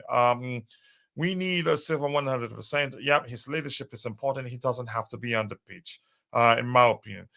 Keep dropping the likes on the stream, people. The likes do go a long way. Anything else? Let's look at the numbers here. I want us to get it done as soon as possible and get to the lineup prediction exercise. For Mob are predicting Silva and Chalobah will keep will stay in the lineup, and I think that's the same. I believe the same too. Right back, Gusto, left back, Chilwell, 2 6s. They think Enzo Fernandez comes in. I think otherwise. I think I still see the manager playing Gallagher and Enzo being on the bench. Maybe would join the fray sometime as the game progresses. Palmer, I think will play 10 today again. I think Madwick starts again, but that's just my opinion anyway. I'm not saying for certain that would be the case. Left wing, yeah, I think Mihajlo Mudryk will be dropped for Raheem Sterling to start because he did well the last time we played them. Jackson definitely keeps his place. It's not like we have too many alternatives there. Let's see. Keep dropping the likes on the stream, people. The likes do go a long way. Not sure about Palmer's position on the wing. Let's see what happens. We don't. Let's just quickly look at the numbers here. For Man City, they haven't lost in 28 matches. Yep, that's why they've caught up with Arsenal, and they're currently. Let's look. Just go with the correct number here. Where's the table? In the league, I think who's topping the league table right now? They're still Man City, right? Yes, 2 points, I believe. Yeah, exactly. So, so no surprises. They haven't lost a single game in 28 matches. We haven't lost in 8 matches. We're unbeaten in 5 away games, but this is on a neutral ground. To be more specific, there. I'm looking for the average goal per game. It's not showing that because it's the cup game. But I think they've scored. They're scoring a lot more than us. But this season, Arsenal have scored more than them. But they've scored nearly twice as much as us. Is that correct? I'm gonna have to look at it. But they've scored more than us. Let me just leave it at that and not throw numbers out of my wazoo at you. So if we're going by teams' current form, you'd say, yeah, definitely they will beat us. But let's look at it here. Actually, in 5 games they've lost one. We haven't lost any. Well, yeah, the other one, the game they lost being in the Champions League. But they've been conceding quite a lot of late. Yeah, they've been conceding more goals, but they've been outscoring the opposition. In the Premier League against Crystal Palace, they beat Crystal Palace by 4-3. Against Aston Villa, they conceded 1. Against Luton Town, they conceded 1-2. So they concede a lot. Wow. I don't know, Roger, you have anything to say? We've been in better form, actually. I don't see how that helps us if we concede a lot as well. Yeah, we do concede a lot also. And let's count how many they conceded in the last 5 games. They conceded 1 here, 1 here. That's 3 plus 3 here, 6 plus 1 here, 7. Let's just go. This was I think it was 1-1. How many on the day? But let's not count that one. Let's stick with 7 because they had to. It was decided on penalties. But here for us, we consider 2 here, 4 here, plus 3, 7 in total, plus 2, 9. We consider 9. So we've considered a lot more than them. And if we can add more games, let's go. If we go 10 games back, we've been averaging 2 goals per game. 2 goals concession per game. So we've been conceding more actually than them. But Richard, let's hear you. What you want to say about that? It's very disconcerting. It's worrisome. It's okay. So obviously, I'm biased here because I'm looking at this through the prism of a defensive player, and I'd rather win 1-0 than win 4-3. Obviously, each and every week. Great news that we're doing the hardest thing, and that's scoring goals. So seriously, because that is a huge issue for a lot of teams, and we seem to have built on our deficiency in scoring, and we've become far more clinical and far more efficient, which is great. However, the frequency in which we concede goals and how we concede goals is very concerning and worrisome. It just is. This needs to be eradicated, and it can be, because to work on a defensive aspect of a team is the easiest thing to do, as opposed to becoming an efficient scoring team by far. Because putting the ball in the back of the net is the hardest thing to do in football, as the saying goes. So you see a lot of teams with very little talent are able to keep clean sheets and do it efficiently. So if we can work on that, and yeah, I agree. I know Bobby's thinking, yeah, but we've got a lot of injuries, and of course we do, Bobby. The lack of consistency in our defense because of injuries has been a major contributing factor. Absolutely. I'm glad you've said that. Yeah, of course. Because it's true. The only centre back that had been injury free up until recently was Sassy. Desassi. Yeah. The rest, there's been chopping and changing. Even the left and right backs have been impacted by injury. So there has been an inconsistency in personnel, which of course will lead to an inconsistency in performance. Who's our second oldest centre back at the ripe old age of 25? What a codger. It's the fact that we don't have, of course we've got a 39-year-old there, but other than Silva, who hasn't been available at the times, you're looking at a very youthful centre back. Out of 6 or 7 of them, it's concerning. I think this position more than any other requires experience, and because of this, this revolving door, so to speak, and not just that. Also, don't forget the fullbacks, slash wingbacks. We've used in multiple occasions in both positions 4th string people. Think about that. 4th string. You're missing your starter. You're missing your rotational. You're missing your backup, and then to the rotational. And now you're actually playing someone that's 4th string. We've done that multiple occasions in both positions, and that adds to the defensive woes. And I totally concede that fact, but we do need to tighten our belts defensively in the future going forward, as in next year. If we can eradicate a lot of our errors and shall we say minimize our injuries and start being more consistent defensively, I think you're going to see this team shoot up the ladder and be far more of a powerhouse. That's my opinion. I think because of PSR, it's very important that we do sign Thiago Silva for another year, because there's no experienced, mature centre-back that isn't going to come and rattle, if not break, our wage structure for that position. And since we're trying to stay well within PSR, and we will need to sell some players because of that, it's absolutely perhaps almost imperative that we do keep Thiago for one more year, because these youngsters are going to need to cement and sort out the centre-back situation. And they will if they stay fit. So, Bobby, you talk about PSR. You're talking about playful, sexy Roger. Is that what it stands for? Hey, that's what you call medication for you, mate. And Roger, by the way, this is 26 now. Oh, the ripe old age. Yeah, that's right. Yeah. I thought you were 25 too. Bobby, go ahead. You were saying something? No, I said it. We need to. Our defenders are good. They've been injured. That's why they're young. They're inexperienced.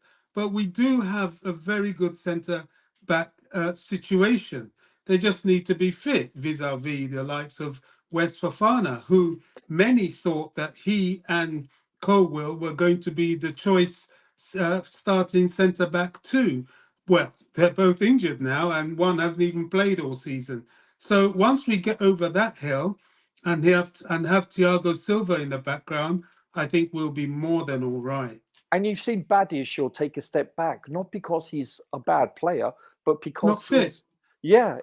he's returned, I think, 3 times. He's been injured 3 times, and you can't play when you're not fully fit, and we've seen the ramifications of that. So there's a multitude of reasons. I'm not saying our defenders are crap. I don't mean to allude to that, but there's been reasons, That's not what you're saying. excuses, reasons why that we've been defensively, shall we say, Lax. woeful at times. Yeah. It's no, because I know, because you've mentioned it before, and it's accurate, but I just don't want to come across as negating that, or That's what you're doing, Roger. Yeah. Nice try, coach. Nice try. On another day, maybe. This is see. Okay, sorry, Bobby. Go ahead. No, I wasn't. I was just laughing, really. No, don't say that, Bobby. No, my mute was off, so I'm on. I'm not muted. That's why you heard me laugh. Yeah. Coach really wants the quarrel between us. Yeah, Where's I know. JC? Is he still here? Anytime he does that, we should No, get he JC knows. He on. knows he can come in whenever he wants. Yeah, Yeah, he'll yeah. sort you out. He'll sort you out. Don't worry. I don't want him to attack me, so he knows he has the right to come in whenever he wants. This is East 26, so Roger is wrong. I wanted to highlight that so everybody knows he was wrong. By how many days, Coach? By how many I think days? he Let should me be look. the Sassi and Silva. If we use the Sassi and Chalobah, we are done. Okay, let's see. Big up to you too, Mikey Newman. Nice to see you. Tell Roger the third goalkeeper helps our youngsters too. Okay. That's what's his name again? Bettinelli. He's very experienced. We have hired a top set piece coach from Brentford.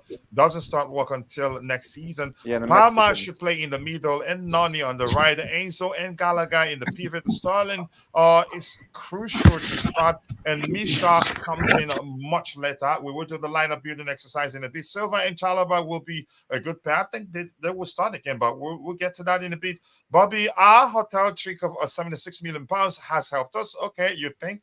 We'll find out. A bad form. Let's see what else we have here. I'm surprised the coach is taking his time to see if Chelsea has considered more than City. Of course, that's why we are at the position we are, because we kept conceding. We've been averaging 2 goals concessions per 2 goals concession per game. If Poch finishes top 6 and has managed to go to go up to final and a semi-final, don't you think he needs a second chance? It's not up to me to decide.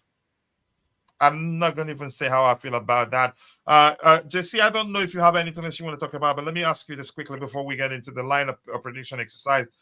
Do you see the Sassi coming back? And I'm saying that because Bobby and Roger from the gang mentioned, the same gang mentioned that he hardly gets injured. So if he's fully fit, I think they're suggesting the chances that he starts. If I'm wrong, they should please correct me. But do you see him coming in for either of Thiago Silva or Trevor Chalobah to drop?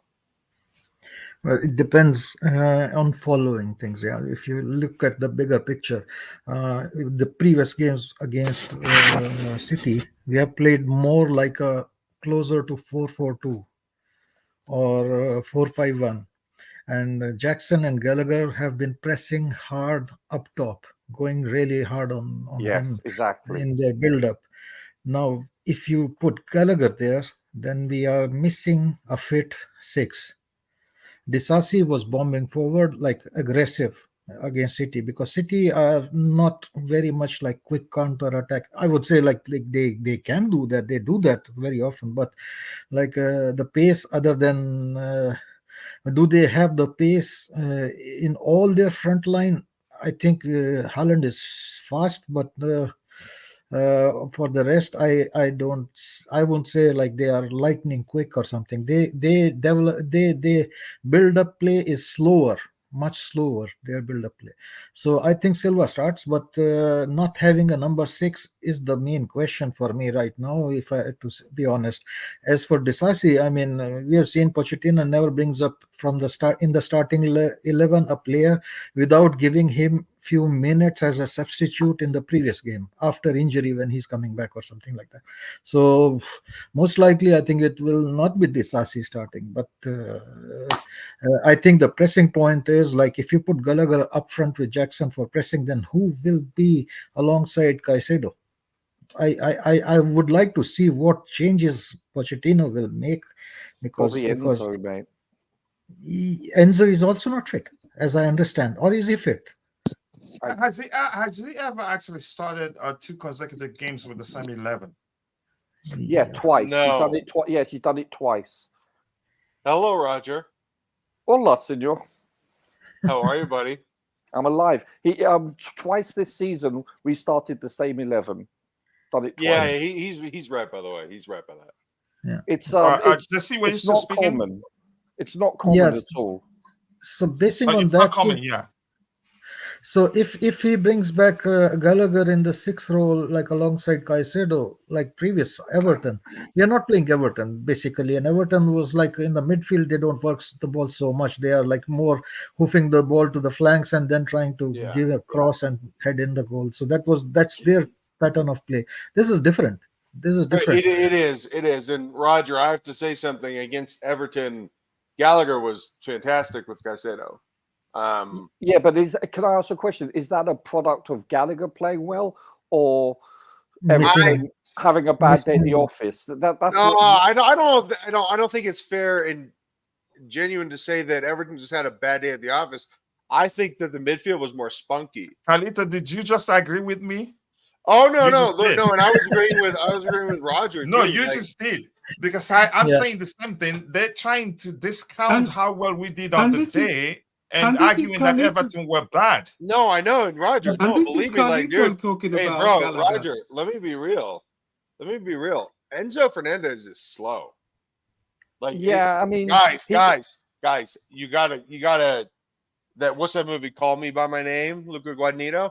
You gotta call it by its name.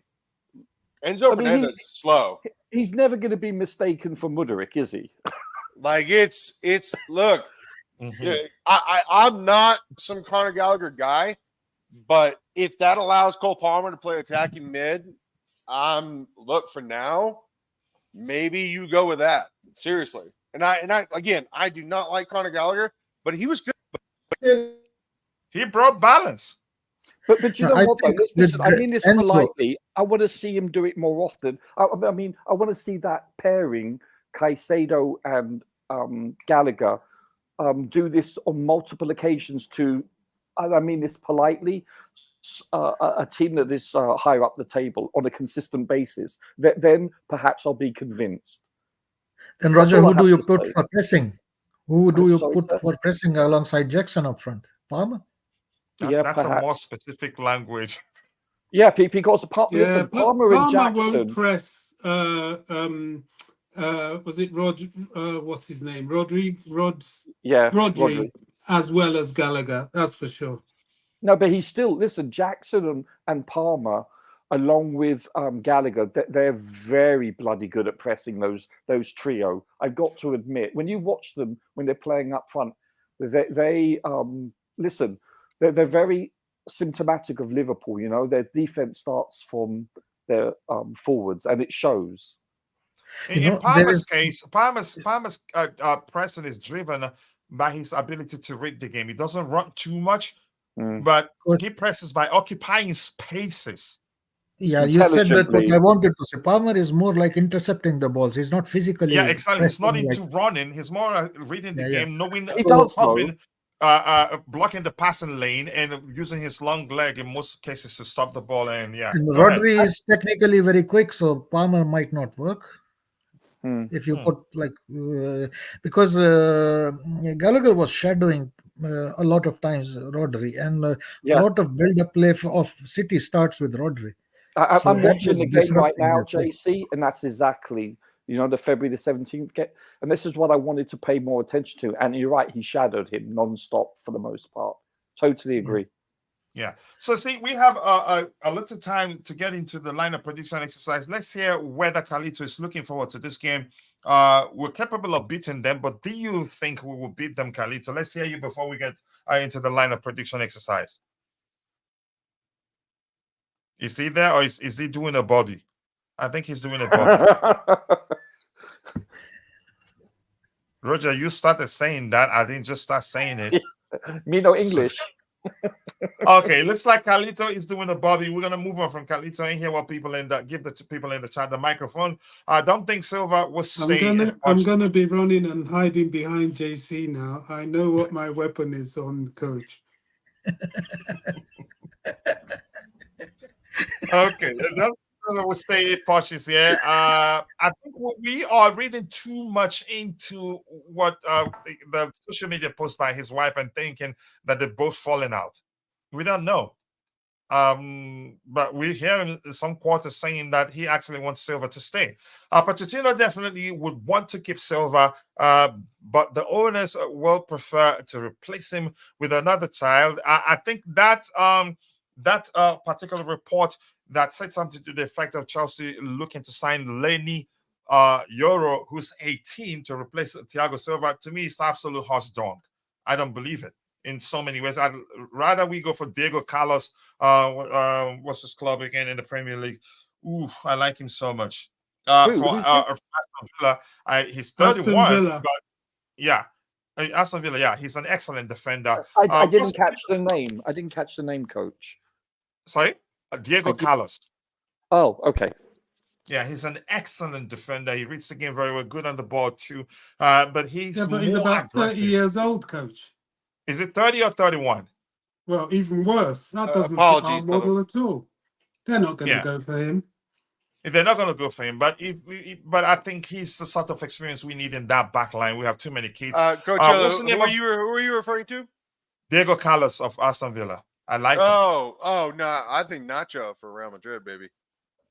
You think he'll be available? But let me ask you this before we get into the lineup prediction exercise. But just quickly, let me give those in the chat the microphone. I've addressed this. I'm going to move to this. Bolly 2-0. Okay, let's see. Carlito, a lot of supporters in the chat there. Once he mentions Gallagher. Of course they do. Of course you have supporters in the chat for Carlito. Of course you do. Gallagher and Casado pivot. Big up legend Carlito. Wow. Usually when I do, I get jealous and I don't read a lot of people praising people on the panel. The only thing I'm not looking forward to is having to listen to Gary Lineker and his league of disgusting gentlemen at halftime. Yeah. I know that. Hold on, Coach. Absolutely. Do people not like Gary Lineker? Gary Lineker is awesome. I concur that. Actually, Lineker I don't find as you bad. You guys don't like Lineker? I do. No. I actually... I don't. Do you remember how great he was as a player, by the way? Lineker is more objective than the rest. Yeah, but he was so good as a player. To me, he's unassailable, honestly. No, but Bobby, listen, there's a lot worse than Lineker, punditry-wise. He's really smart. To be fair, but, being a good player doesn't mean to say you got shit coming out. Bobby, you don't think he's an intelligent guy, though? I mean, I think that he's pretty keen, even if he hates Chelsea. I don't see him hating. You know why he hates Chelsea? Because Hazard made him come on to BBC in underpants. Yeah, I remember that. He had to host the game in his underpants. I think I could just respect the art and not the artist. I think Lineker is really good, but that's just me personally. He's a good one of our best players. I know sometimes a bias. We're humans. Sometimes we can have be biased at times. But I think he's more objective than some of the pundits that I've seen. But yeah, compared to Neville and Neville, Bobby Neville. Come on, bro. Yeah, they're much worse. The Sky chat. Yeah, it's Sky. Roger Sky. And Neville. Oh my God, it's like putting a gun in your mouth and pulling the trigger. It's brutal. I would say Lineker's a prick, but he's not obscenely biased. He has boundaries. Yes. Yeah. Yeah. He's the lesser of the evils, in my opinion. It's a low bar, though. Come on. That's another way to It's phrase like it. how I feel with Gallagher, Roger. Yeah, right now whatever, he's a mate. lesser even. But it's true, though. I find the other ones repulsive, to be honest with you. I'm with you on that, dude. I'm with you. All right, Diego Carlos from Aston Villa. In my opinion, I would take him at Chelsea. I think he's a good player. Sorry to you going to the H negative place, the beautiful game, and you know that. Scholes was what class, but he's a bit more toenails than that good takes. Wow. I mean, Coach, there's another one that I mean, my goodness, you want to talk about bias?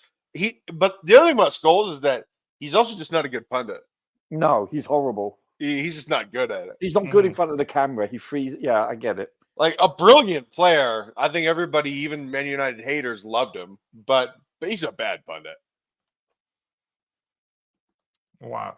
Pep program notes there are so many top managers in England right now, and Mauricio Pochettino is one of them. Yeah. Okay. Chelsea will become a far better team with him as a manager. I have no doubts. Yeah, I remember that. Coach O, before you continue, why did you scoff at the idea of Pochettino being a good manager? No, here's the thing. I'm just seeing things from the perspective of I know that I know that your managers. show is called Perspective, but I'm asking you. Let me say this. Okay. Pep is the sort of manager, he will beat you by 20 goals to nothing. And during the post-game presser, he said, forget the result. They are a very good side, and he will use languages and with his hands go in. If you see how they played, how they were able to counter our attack quickly like this, they're a good side. He will take time, but give the manager time, they will get there. He's sort of manager. I'm just saying things from his perspective, irrespective of my opinion of Mauricio Pochettino. I still think he's the manager for us right now because we have a lot of young players. But my argument, you can say opinion of him is irrelevant right now. I'm just going to leave it at that. But seeing this from perspective, he's always full of it. He lies through his teeth. Maybe that's the case right now. I don't know. Of course, Pep wants him to stay. Anyway, I think he's going to stay. He's going to be here next season, irrespective of what I think of him. Could that change? Yeah. After all, I was one of those thinking at one point that what's his name? That Graham Potter will be here for a while. Also said, top elite and everything. But that's by the way. Let's hear you before we move on to the lineup prediction exercise. Are you looking forward to this game? I know we're capable of beating them, but do you think we will beat them? Let's hear you, Carlito. Okay, so first and foremost, no fan has any chance of firing this manager or this ownership group. I want to put that on Front Street. Fans have their perspectives, as you say, but they will never have the say. When it comes to this game, I think that this is a game that could be a paradigm shift in our ownership group, in the way that this club operates, in the way that this club feels about itself and its relationship to its fans. I think that if we win this game and if we win the FA Cup, which is, obviously after this game, so we have to get through this one first, and this is the biggest of the biggest. Mm-hmm. If we win this game, I think this will change our stripes. I think that this is the type of thing that starts the bully regime. I think that this will ingratiate Mauricio Pochettino to the fans and to the club itself. And I think that this will also offer not just a reprieve for the players, but a galvanizing boost for the players for the next 5 weeks. Because the next 5 weeks are extremely important for these guys, for this team, for this fan base, for this club, for this ownership group, for this manager. If we win this game, I swear to God, Coachella, this might be a career-defining moment for a lot of players and for the manager. I'd say will be. I'd say will be, not might be. It will go along. Well, I mean, I don't hedge bets and I don't make predictions. Hey, Carlito. I just think that if we can do this, I think it will turn a lot of bad into pretty good quickly. But Carlito, conversely though, just if we lose either today or we lose in another final at Wembley, I think if you think the League Cup was bad, I think the toxicity will increase exponentially. That's what I'm Well, worried it's not a about. final though, Raj. You know. No. Let's But just digest what Carlito is saying before you bring that no. story, Roger. I know you come with that. The No, but Carlito's language very it's the right. truth. But it's the truth, though. Listen. No, today is not a final. But I'm saying if we do win today and lose, if we lose today or we lose in the final, the toxicity will be worse. Them's the. What did the disgraced former prime minister used to say? Them's the breaks. The breaks, my man. But that's football. Okay. I'd rather lose for his sake in the third round, so to speak. Obviously, I would never. But for his sake, than at Wembley. Look, losing is losing. It stinks either way. But I got to be real with you. And again, I will reiterate this. This is a huge game. Oh, I agree. But it's not just it's not just for the result. It's for the ethos of what this ownership group has been slated for the last 2 years. Like this is almost a spiritual battle. Hey, Carlito, can I just say something really fast? When I moved to the States, the one thing I noticed about sports culture was growing up in England, if you got to, let's say, the FA Cup final or any final, you were considered not that much a drop-off as the winner. But when I went to the States, like reaching a Super Bowl, if you lost the Super Bowl, you were considered pond scum, worse than any team that didn't even make it final. Like the Buffalo Bills. Do you remember what the Bills stood for? Yeah, Boy, four Super Bowls in a row. So. And what was their joke? Let's put some context. Boy, I love losing Super Bowls, right? Let's put some context in this. Jim Kelly was the quarterback. I know. Buffalo Bills, and Buffalo Bills made it to 4 Super Bowls, which, by the way, is really hard to do. And he lost. They lost all 4 of them. Right. But I'm just saying, though, it's like that's the culture. It's just like Minnesota Vikings in the 70s also, it's that was never the mindset or the culture in England, but now it seems to be the culture.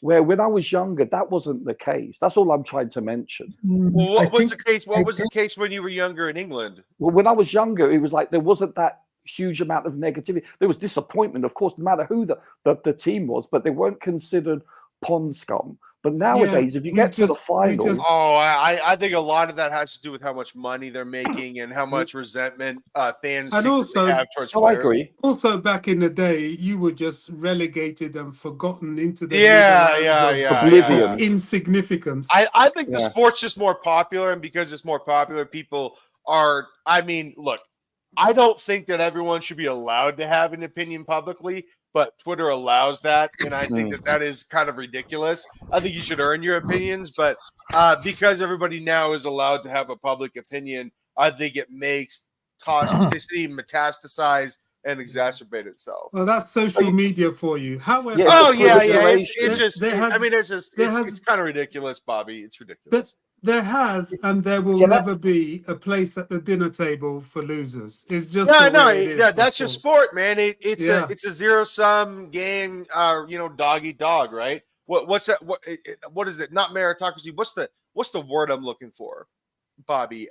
Dictatorship. Yeah. Well, no. It's just capitalism, right? Well, let me bring you all back to the today's game.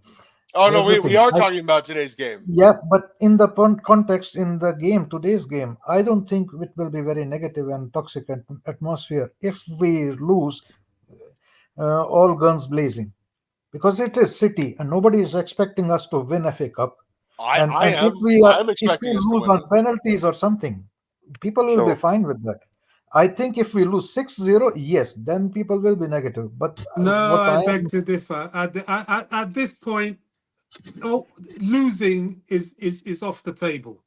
You got to Wembley, you're there to win it. We're not participants. This is what I mean. I'm talking about the fan reaction if we lose. Yeah, well, you know what? Honestly, who cares what the fans say? Honestly, I'm just going to be concerned about my club right now. Play for the win, and as long as we compete, and we are just unlucky, I don't think there will be negativity. All right, Roger, we have about 15 minutes to get done up before the lineup comes out. So, Roger, you give me the 11 youth that Mauricio Pochettino is going to select today. Oh, Do great. not worry, Thanks. Roger, do not worry about the goalkeeper. I did my homework, a lot of research, took my time, and I figured out Petrovic will start between the stick, and you know how difficult that can be. Well, But start with the back actually, four. actually, do you remember the last cup game we played? It was actually Sanchez, or the one before. So that's actually still debatable. You want me to change it to Sanchez? No, I don't know. I would stick with that. But I wouldn't. But I wouldn't be surprised if he picked Sanchez. That's what I'm trying to say. Roger is taking the piss. And just quickly, It's Roger, true, though. before you continue, Glenn is asking, gents, it's not even evening, and y'all all are drunk already. It's 8 a.m. What are you talking about? So Roger, go ahead. You're back for. We have It's less than 8 50 a.m. minutes to get somewhere it in the done. world always. It's 8 where I am. Yeah. Yeah. So I have a feeling it's going to be Cucurella on the left. On the left, take it one by one. Cucurella. Yeah, Let me Cucurella. fix it. Cucurella. And then I'm going to assume it's going to be Chalobah. Hey, by the way, Roger, before you continue, I want to ask you about this. I know that I'll make it quick, Kachil, don't worry. Kukura, I like him. And since we're selling Madsen and Hall and since Ben Chilwell is a vice captain, everybody's asking for a new left back. I don't think that's happening. I don't think that's happening at all. I think they're going to stick with these two guys. And I think the left back today doesn't matter who really starts because I think both of them will play. I think they're both good, by the way. Yeah. They both have their positives and they definitely both have their, shall we say, negative attributes on occasion. But I don't think Chelsea's buying a left back. No, fans want it, but no chance. I would hope not because we need money for other important areas. We have other areas of priority, in my opinion. Roger, go ahead. Second centre back. It's probably going to be Silva. Yep. Because unless he's hurt, I don't know. And by the way, I'm making these choices based on the availability. So unless, and then I believe it's going to be Gusto. Gusto right back. Shocking. Yeah. Shocking, right? Okay, 2-6. He's an amazing player. Let's go. I think it's going to be Caicedo and Enzo. You think Enzo comes back in? I do. I'm sneaking suspicion, assuming he's healthy enough, right? Is that wise?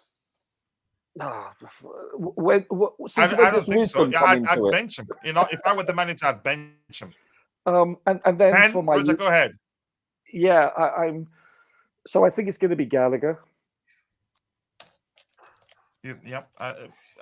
And then I think it's going to be Sterling on the left. I can't wash my mouth out with soap.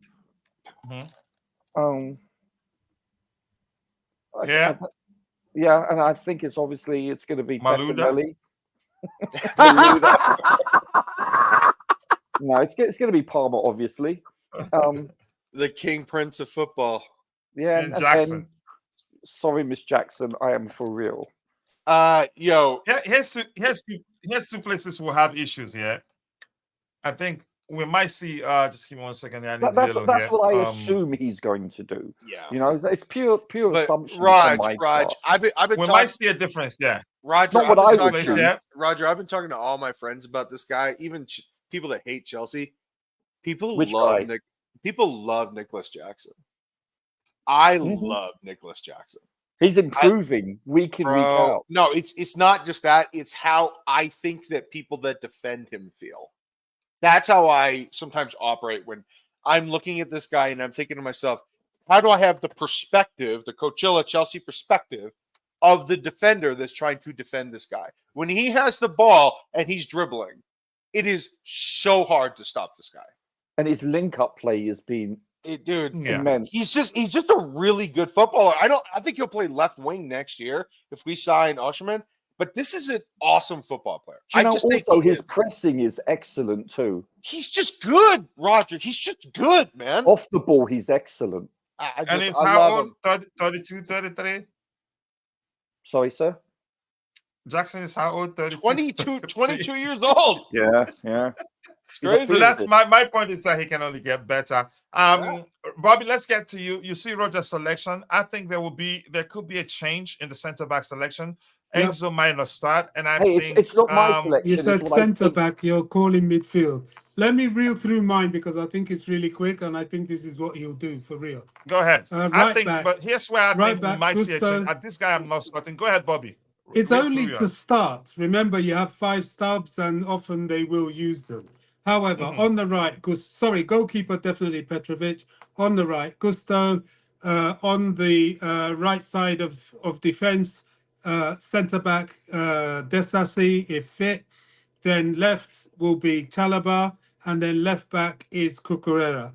Centre, the holders will be Caicedo and Enzo. I think Enzo will start. I'm a bit iffy about that, but that's what I believe he'll do. And Gallagher will be at the top of the trio. He has to play a midfield 3 to nullify as well as effect Man City. The left and the right hand side, I think sadly he will go with Sterling on the left, Palmer on the right, picks himself, and I hope I'm definitely wrong, Jackson up Bobby. top. So here's the only place we have issue here is here. Let's hear you, JC. Do you agree? Bobby's saying that Silva doesn't start. He thinks he will come in. Remember, the Sassi's injury status still reads doubtful. No, I would go with Rogers' lineup, but I would say is the only surprises which I think might happen is like he will put in Chilwell somewhere, That's a and good and shout. Yeah. and the other thing If you think he puts Shawa somewhere, so which means you're saying you're not too sure whether Kukurea starts. no, he might put him in place Wing. of Sterling. You've got to consider the pace of Walker. I don't think Chilwell will handle that. Yeah, true. That's why true. he goes Sterling and Cucurella. They'll both handle that. Yeah, agree. But Or Mudryk. Mudryk can Sterling, negate his speed. He's just Roger. He yeah, but was it's just like a terrible defender. normally I would Yeah, say I agree. Roger He's is spot on. such a bad defender, I just He Why do- switches off. yeah. Why There's focus issues with Mudryk. I love him going forward, but it's just I just don't trust him at all. That's what youth gives you, Carlito. I think Hello? I think Khalito is using chip internet. I'll tell him that when he comes back in. Okay, but I think Sterling played very well against Walker. And Yeah, that was the and both first game teams. of the year at Stamford Bridge. When he played with the 1-1 draw, against City in the Etihad, he was putrid. Sorry, Carlito. Yeah. Yeah, he's So- back. No. I my microphone keeps switching off. Sorry about that, Roger. Yeah. So Khalito, 1 second. JC, are you through with the changes you think will happen? You think he will fix, but you're not specific. You think he will plug in Chilwell somewhere, but you're not too sure. Yeah. Otherwise, I Okay, think so- this on the screen is the lineup which we might expect. I don't know why I have a feeling that he will not start this game, but I'm not too sure. Khalito, let's hear you. Do you differ? Do you differ anywhere in this lineup? I like both of our left backs. Again, I think that young people have young opinions, and that's why they're young people. I like Cucurella and Chilwell. I think he'll go with Chilwell. Chalaba, I think, is a bad player, so I'm definitely not going with Chalaba. Do you think the manager selects him irrespective of what you think of him? So it's a very good word. I think that he will go with Disassi and Silva. That's just my opinion, and I really like Disassi. Right back, Malagusto. Mwah! Beautiful player. But do you not concede, though? He's been switching off defensively on occasion. Gusto? Yeah. And he's No. careful That's of, fair. But you know what? Got to be careful of Ikanji and Doku. Definitely. both a Oh handful. yeah, but today his focus will be defensively, and that's Good good with point. me because when he is focused defensively, you're right. By the way, he does turn off. He cares about getting But forward. he's young, though. He's 20, But right? when he's focused defensively, he's very good. Remember the last time we played City, he shut Doku down. So I'm going to go with him. midfield, D mids in a Truth is, it's all 4-3-1. we've got. So And by the way, at the moment, you ain't wrong. 4-2-3-1. I'm going to go with Conor Gallagher and Moises Caicedo at D mid. Enzo, you know what, man?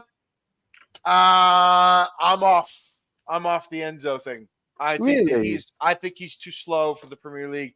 I think that he would be very good at Barcelona. I don't think he's going to be very good at Chelsea. Look, it's how I feel.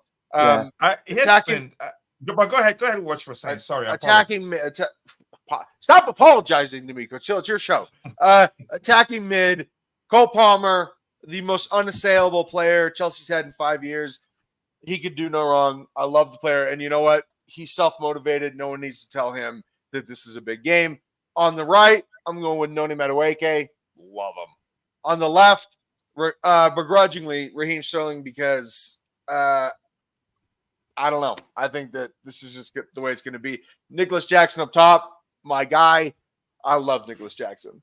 I think he is an incredibly unique player. The way that he turns and dribbles, strikers don't do that. The way that he does it, which means he's kind of a wing playing striker. But the things that he does are horrifying for defenders. And man, when I wanted to play professionally, I wanted to play as a defender. The concept of Nicholas Jackson turning and coming at me is terrifying. Carlito, he's such a good dribbler. He's such a good dribbler. Do you think we actually end up in the off season getting a top-notch number 9? Do you think? Yeah, I think that's priority number 1 for Chelsea. Yeah. And you know, I mean, my pick is Gyökeres, the Swedish guy, but I think that they're going to go with Osimhen. I think that they made up their mind a long time ago. You don't think Tony, no? Look, Tony for 30 million, I would absolutely take that. I would take Tony for 30 million any day of the week at 28 years old. I just think Chelsea has made up their mind a long time ago. Yeah. Maybe again, we've done the lineup. We're going to wait for the lineup to come back so we talk about it because we're not going to do a pregame show.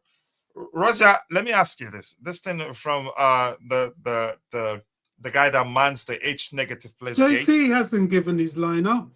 Forget JC, we don't like him. Oh, you're looking for he's going to give you trouble now. No, JC has made his opinion clear. You should ask Bobby. It's not my lineup. I would say it's not. It's like we are trying to predict what Pochettino will do. Yeah. If you ask my lineup, and if you have something different, go ahead, JC. Sorry. Yeah. So if you ask my lineup, I would say, I mean, we are lacking a player right now. Because we need Gallagher to press up, and we also need him like as a defensive midfielder. So he obviously, when he's running between those two, then he's not very effective. We have seen that. So we are. Can I ask you this? I mean, Palmer is pretty good at pressing, man. Palmer is. He's a different kind of a presser. You can say. Yeah, but he also. I mean, like he's an exceptional ball-winning presser. Gallagher presses. He doesn't really win the ball.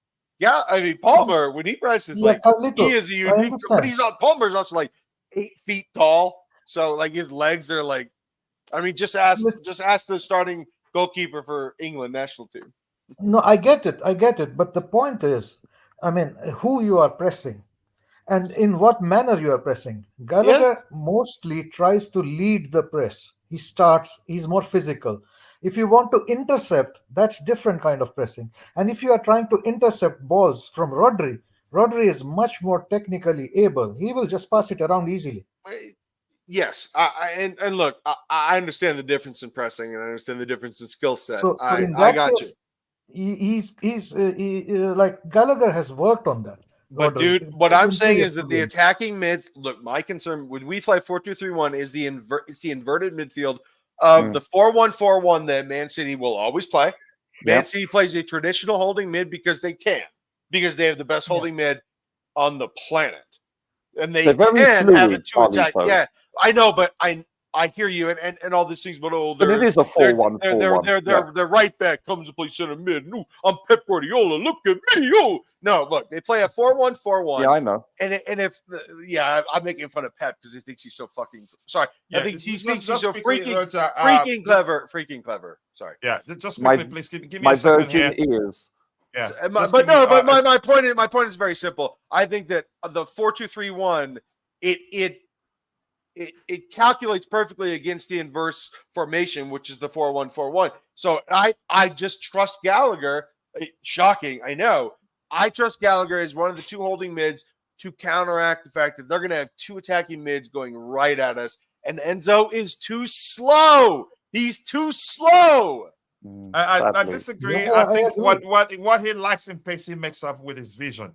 I think if Enzo, if You can't have vision if you can't find the Fabregas ball. made it in the Premier League, Coach, Enzo will make it in the Premier League. It's about the manager's use of him. Well, apologies Yeah, for coach, cursing. but I you know, argument. if you ask me, my personal lineup preference would be with the players available. Then I mean, this 11 on the screen is more or less our more experience, balance, and youth and everything. Then in this case, 4-3-3 works better. Then you can shoehorn Enzo in the middle, and that would give him more time and more protection. If I have to play with these, but I mean, this is very, they've never played 4-3-3 for 1 year. They won't be able to do that. But with these players, if I have to build a team with only these 11 in front of me, 4-3-3 is the one. Mm-hmm. Yeah, because we have Enzo too will many succeed in the number Premier eights. League. We have too many number eights, not enough number sixes. He's right. Enzo will succeed in the Premier League for two reasons: his vision, and he's actually more defensively. He's defensively better than Fabregas, in my opinion. Roger, before I say I bring Well, you to this question, there. This says, big up to you, MC Carl, my bro. Nice to see you. Always nice to see you, Mikhail. I hope you're doing well. I know how busy you've been, but whenever time allows, you stop by to say hello to everyone. Roger, this year, what do you make of this argument from the guy that mans the gate of the H negative place? Well, you're talking about Gallagher cannot be in number 10, Rodri. He will escape from his pocket. No. The lineup is actually out. So by the time you're done speaking, we'll be looking at the lineup. What is the lineup? We are 4-4-2. What's the Sorry? lineup? By the way, Caicedo, Carlito, Fernandes, Gallagher. Carlito, Okay. I asked you a question in the private chat. I just wanted your opinion in the private chat. What do you think of? Oh yeah, I love the Robbies. Yeah, they're pretty neutral minded for the most part. Well, yeah, both of them are different, but they don't have an agenda. they're just keen. They're just keen. They always offer this objective, but still poignant analysis. Like they will go at clubs, but it's not personal. No, they don't have an agenda, in my opinion. No, but they're very keen. I like Howard too. Although Howard, I like Howard a lot. Howard is so obsessed with his beard. He thinks it makes him smarter. Like he's like, hold on. Let me talk to my beard for a second. He was a great keeper, though. You know He was. By the way, world class. But no, what did we do to you two? It was a private question in a private chat. And you guys are bringing it to the table. Coachella, you know what, man? I'm just trying to offer entertainment here, my man. What are we doing? Hey, what's the squad? I can't find it. The BBC haven't announced it yet. So I'm trying to see the lineup is out, by the way. Yeah, sorry, they went with Cucurella. They went with Cucurella. Yeah. Whoa! Oh, shoot. Coach, I will be dropping out. But before I go, I just want to mention one thing which is important. I think is like this will. Please read out the lineup when you get it, because I can't see it at the moment. He's got it. Sorry.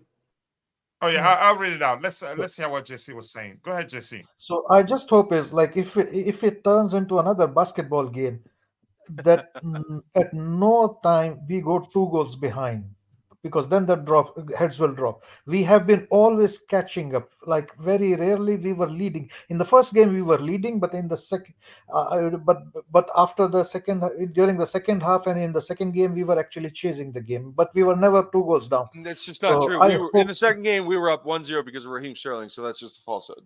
Okay, yeah, you're right. I'm sorry. So Oh, I I got do Corona. hope when we were never like 2 goals down, and once we go 2 goal down, it will be difficult. And if it is an open game, anything can happen. So I really hope. I mean, we keep the balance of the team. We are Salva able to Chalaba maintain this, Gusto. and we get a result today. Coachella, So this is not a bad lineup, bro. yeah, yeah. No, it's So not. okay, It's not bad. Hmm. Eston, we still have all the players that played the last game except one man. Thank you. And Call it Roger's out. cousin. Roger's cousin is not in the lineup. I'll call it out. Between the sticks of Thank Petrovic, God. two centre backs, Thiago Silva and Chalova, we nailed that. Who didn't nail it? Bobby didn't nail it. Right back, Gusto. Left back, Marco No, I Correa. only missed Silver Yeah, because I said 2 6 is he's Enzo too slow. Fernandez and Moses Casado. A 10 Conor Gallagher, right wing called Ice Palmer. Left wing back Noni Madueke, Nicholas Jackson, number 9. So one change. Madueke is not a bad shout at left wing, you know. No, I it's love not it. bad. I love it. I love Madueke. Yeah, Yes. he's a direct. He's very direct. So that's one thing. So Mudryk makes way for who did he make way for? For Enzo Fernandez. Yeah, primarily. Yeah. So not a Coachella, bad lineup. Coachella, I gotta talk to. I gotta say one thing on this man, Wait, Madueke. so one last thing. What call the bench? Oh Oh. yeah, call the bet. Yeah, for And sure. then we can. Bobby, relax. We're Bettinelli, still here. We're still. Bettinelli, Badiashile, Disasi, Gilchrist, Chilwell, Chukwuemeka, Mudryk, Sterling, Washington. Okay. Okay. No Casadei? Oh, no Casadei. No. Wow. So I'm shocked about that. I want to talk to Roger and Bobby about this one particular player because I am fond of Noni Madueke. I look, the fact that him and Palmer and Jackson had this tiff about their penalty kick. Look, man, at least he wants to score.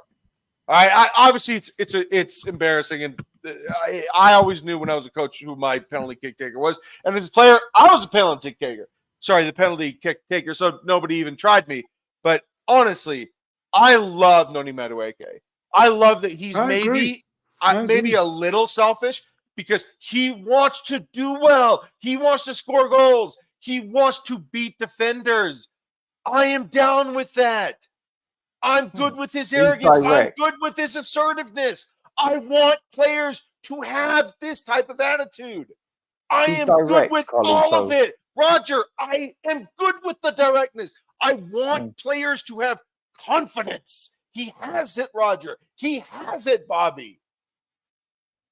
Yeah, I agree totally. You know, and I like the thirst to want to. Yes, I want goals. Yeah, goals. I also Go ahead, Bobby. Go ahead, Bobby. I also think quickly, Bobby. I also think that him and Palmer, Madueke and Palmer, have played together a lot for the England youth, so they have a built-up chemistry already. 100%. Yeah. They smashed for the This is U21. not a bad lineup. Erling Haaland isn't playing. I'd rather him on the pitch than Alvarez. Once Alvarez is on the pitch, they're unpredictable. With Haaland on the pitch, they're a little bit predictable. Yeah, but Walker is, sadly. Yeah, Walker is too. So I think Modric is capable of mopping the carpet with him. The stadium carpet with him. I think we have. But I bet Haaland's on the bench, isn't it? And somebody. No, he's not. Not even on the bench. They have. He's injured, guys. He's injured. Yeah. Is De Bruyne playing? Josko Vardiol, Matteo Kovac. Yes, he is, Bobby. Where's the bench actually? Yeah, That's still on the bench. Very dangerous, coach. I don't. Yeah, they're still. Yeah, they're still. That's what I'm saying. In the absence of what's his name, Haaland, they're not predictable. With Haaland, they're predictable. Because in most cases, they will be looking for him. Yeah, coach, they don't pass him the ball. That's predictable. Yeah. I mean, it's unbelievable. They spend all this money on the striker, and they don't even play him. They just want to cross to him. They don't want him to play football. It's weird. Yeah. It's weird. Modric on the left is not a bad shout. Not a bad call. I think he's capable of on the stadium carpet with Kai Walker. Walker isn't fully fit. I think they just need him. In my opinion, I don't think he's 100%. Coach, I got to ask you this thing because look, I was guilty of it as a coach too. Playing inverted wingers off foot. Sometimes just play the man on his foot. Sometimes a left winger is a left-footed guy, and maybe we see Madueke approach the game a little bit differently if he's playing left wing as a left-footed guy. I'm always curious sometimes just about the old school way of thinking when it comes to someone who's very fast, very direct, and has a lot of confidence, which Madueke absolutely should right now. I'm curious as to what he's going to do playing on the left and if he's going to play differently. Because he takes the line. He still takes the line on the right on his off foot. What you get from him for playing on the left is a lot more crosses. On the right, whenever he cuts back in, he's going to try to shoot. Gentlemen, you could also it could be very fluid where you could have Madueke playing actually as a right forward, and then you could have Jackson on the left and Palmer up front. Definitely fluid, not cool. Yes, because Jackson can do it. Yeah. I've seen Madueke play for England. I don't think he started. He could have come on either as a sub or he switched during the game where he played for the under-17s, whatever it was, on the left. And he was a very good crosser with his left foot. I got to admit. But it's a small sample size, though. But I can see Jackson being on the left and possibly Palmer up front as a false nine. I mean, it's going to be fluid for sure.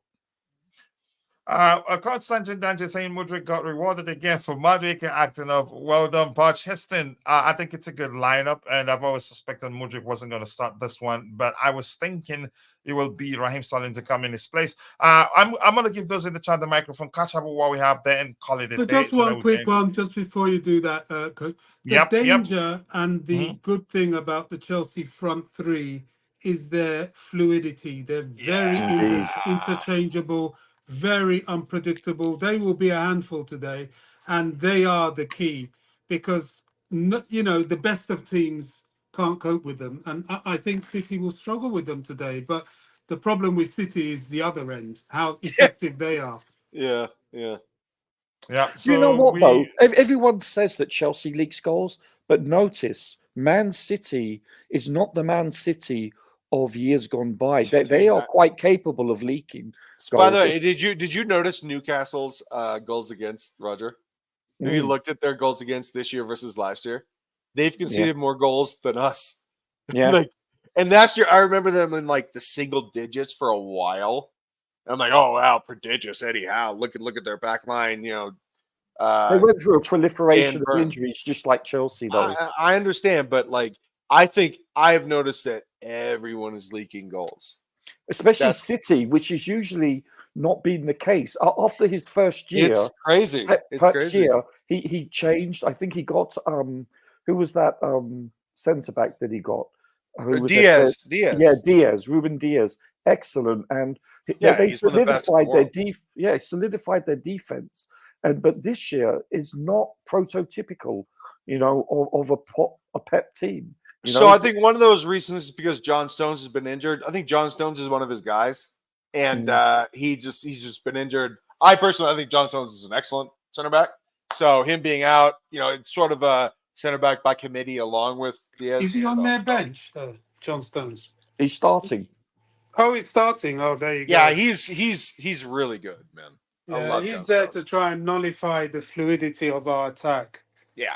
It's going to be a challenge today, guys. I really don't know. No shit. No shit, Bobby. It's why we play the game, man. It's why we play the game. But the thing about John Stones is that there's an error in him. Here's what Bobby would tell you. We just say, I don't care about what SHIT, what he thinks. That's how we do it. We don't pronounce it. If you spell it, it's not the same thing as saying it, right? Huh?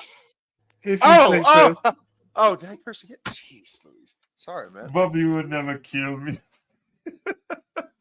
But go ahead. Sorry, Bobby. You were saying something. Gotcha. No, I'm just kidding. Bobby, instead of saying it, he spells it out. But anyway, we don't say it. So gentlemen, does this lineup, does it change anyone's opinion at all? Yeah. If it does what? It does. Does it change anyone's opinion? it changes my opinion. If Yeah. in fact they're starting, like the placement of the players is how we start, I'd say we will miss the sort of balance we saw against Everton, irrespective of whether anybody thinks Everton were just poor. I think. However, don't forget, it could be actually Gallagher in the 6 with Caicedo, and it could Possibly. be Enzo up front. More as a Possibly. number 10. Possibly. And two things actually, Roger. Two things in my opinion. I One don't think being, so, but possible. yeah, one being the fact that I'm not saying Gallagher is a bad player. You know, that's not my argument. Gallagher playing deeper, Gallagher provided balance, and this guy here on the day, a Cole Palmer playing centrally here on the day, showed the importance of having a more creative player in the number 10 role. Yeah, let me, Coach. I got to push back on this this idea of Enzo pressing Rodri, because that's anatomically and mathematically how this would go. Oh no, I don't think that's the case at all. No way, because if Enzo's pressing Rodri, then Rodri's gonna have a lot of time. No way. I think it's Gallagher, which I think Coachella is highlighting right now, is that I thought that when Gallagher, I mean, again, I can't believe I'm saying this, but I thought Gallagher and Caicedo with Palmer in front of them, it was just a much more dynamic. Do you know what made them better, Carlito, was the fact that if you look at when the camera allows you, obviously, when they came into the frame, they were a lot more narrower together throughout. Yeah. They moved together. By the way, they're also more equal in athleticism. That triumvirate. That triumvirate has more equal athleticism. There's someone that does not belong there. Like Carlito, I just watched the 1-1 draw in February. You know, Man City, Chelsea, and Enzo and Caicedo, that they were miles apart constantly. It wasn't Enzo subbed at 60 minutes in that game.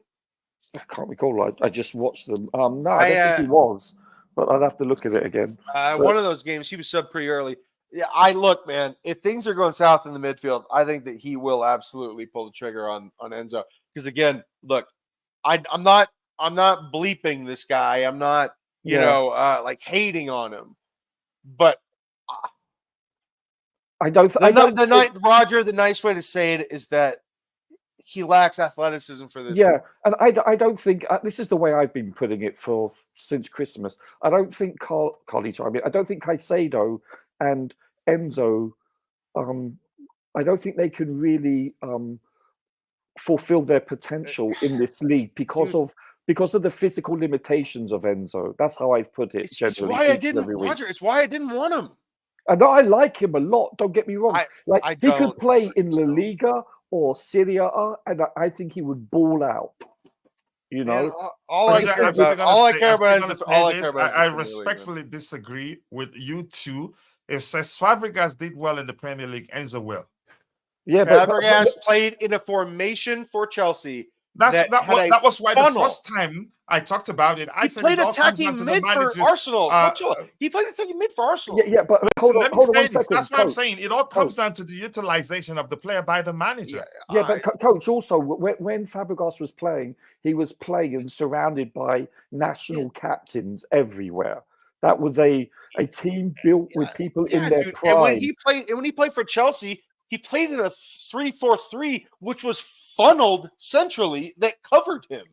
Do you see what I'm saying? Right now, Enzo is not in a team that is surrounded by players in their prime that are world-class people, that play for their nation. Do you see what I'm saying? Enzo will come good. No. I like him a lot. Don't get me wrong.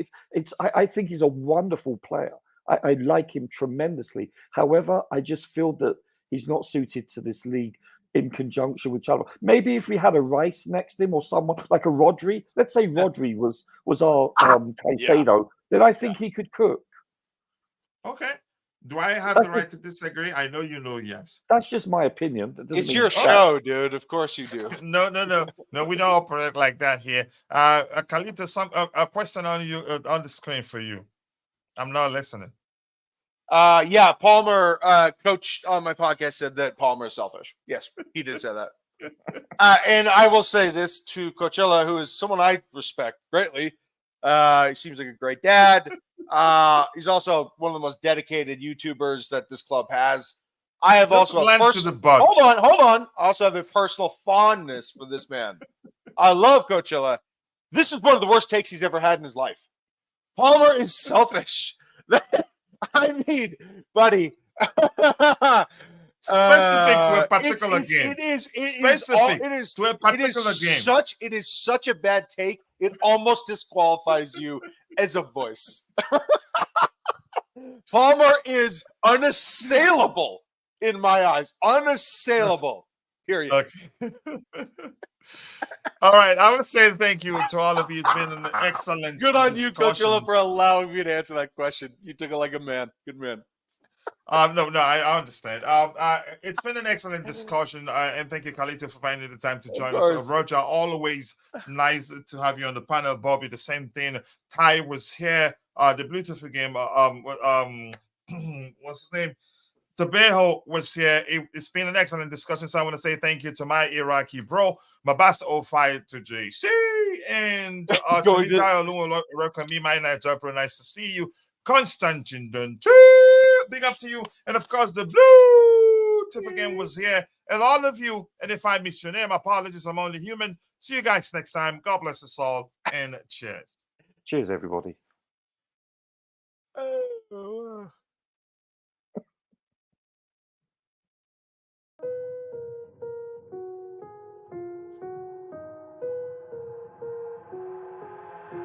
I've got an itch I can't scratch, I'm missing a piece that completes a whole part of me, an open wound scar to see. Everybody come here, gather round, welcome to the freak show, the best in town. What the hell's wrong with me? I don't get along with anybody, honestly. I've been living in my own head, constantly thoughts jumbled around, think I need a new lobotomy. Wait, all these thoughts are too negative. I don't wanna get lost in the sedative. Gotta show them what I got, I'm competitive. You know I'm about to go off, I won't let them win, I'll take a stab. I wanna chase the bag, I wanna weigh, I can change all the things I lack. I gotta face the facts, I gotta taste in that. Got me obsessed with the rest, I got an itch to scratch. I'll give up everything. If I could see my dreams, make things right. 'Cause I'll do anything to make what a reality. Don't let go. Don't let go. Big up my bro.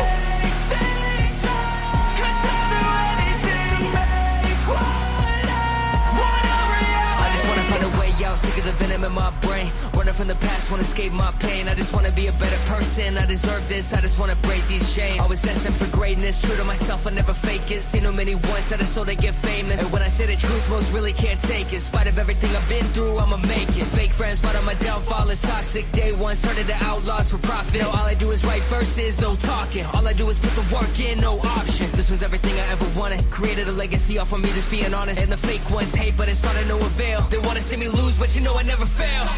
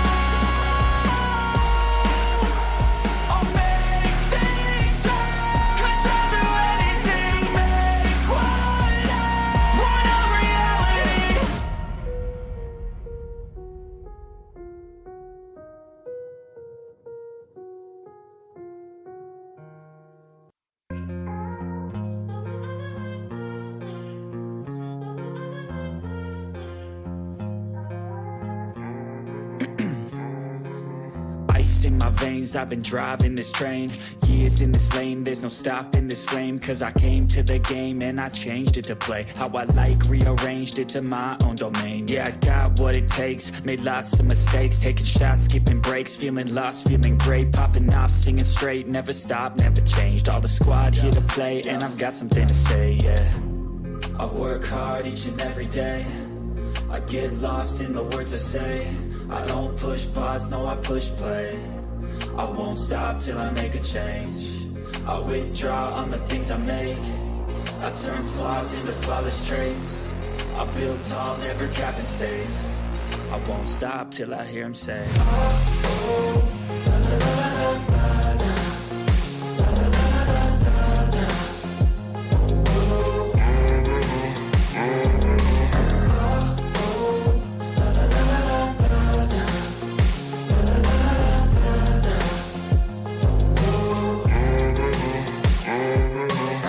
6 a.m. and I'm up again. I got tired eyes, need a cup of blend. That's right, in the AM, that's my only friend. No light, just the sun coming up on the horizon. I lose track of time, yeah, I move fast and climb a new class divine, yeah, true passion shines. And I'm through passing time, I choose stacking dimes. You snooze half the time while I move passing by. I work hard each and every day. I get lost in the words I say. I don't push pause, no, I push play. I won't stop till I make a change. I withdraw on the things I make. I turn flaws into flawless traits. I build tall, never capped in space. I won't stop till I hear him say,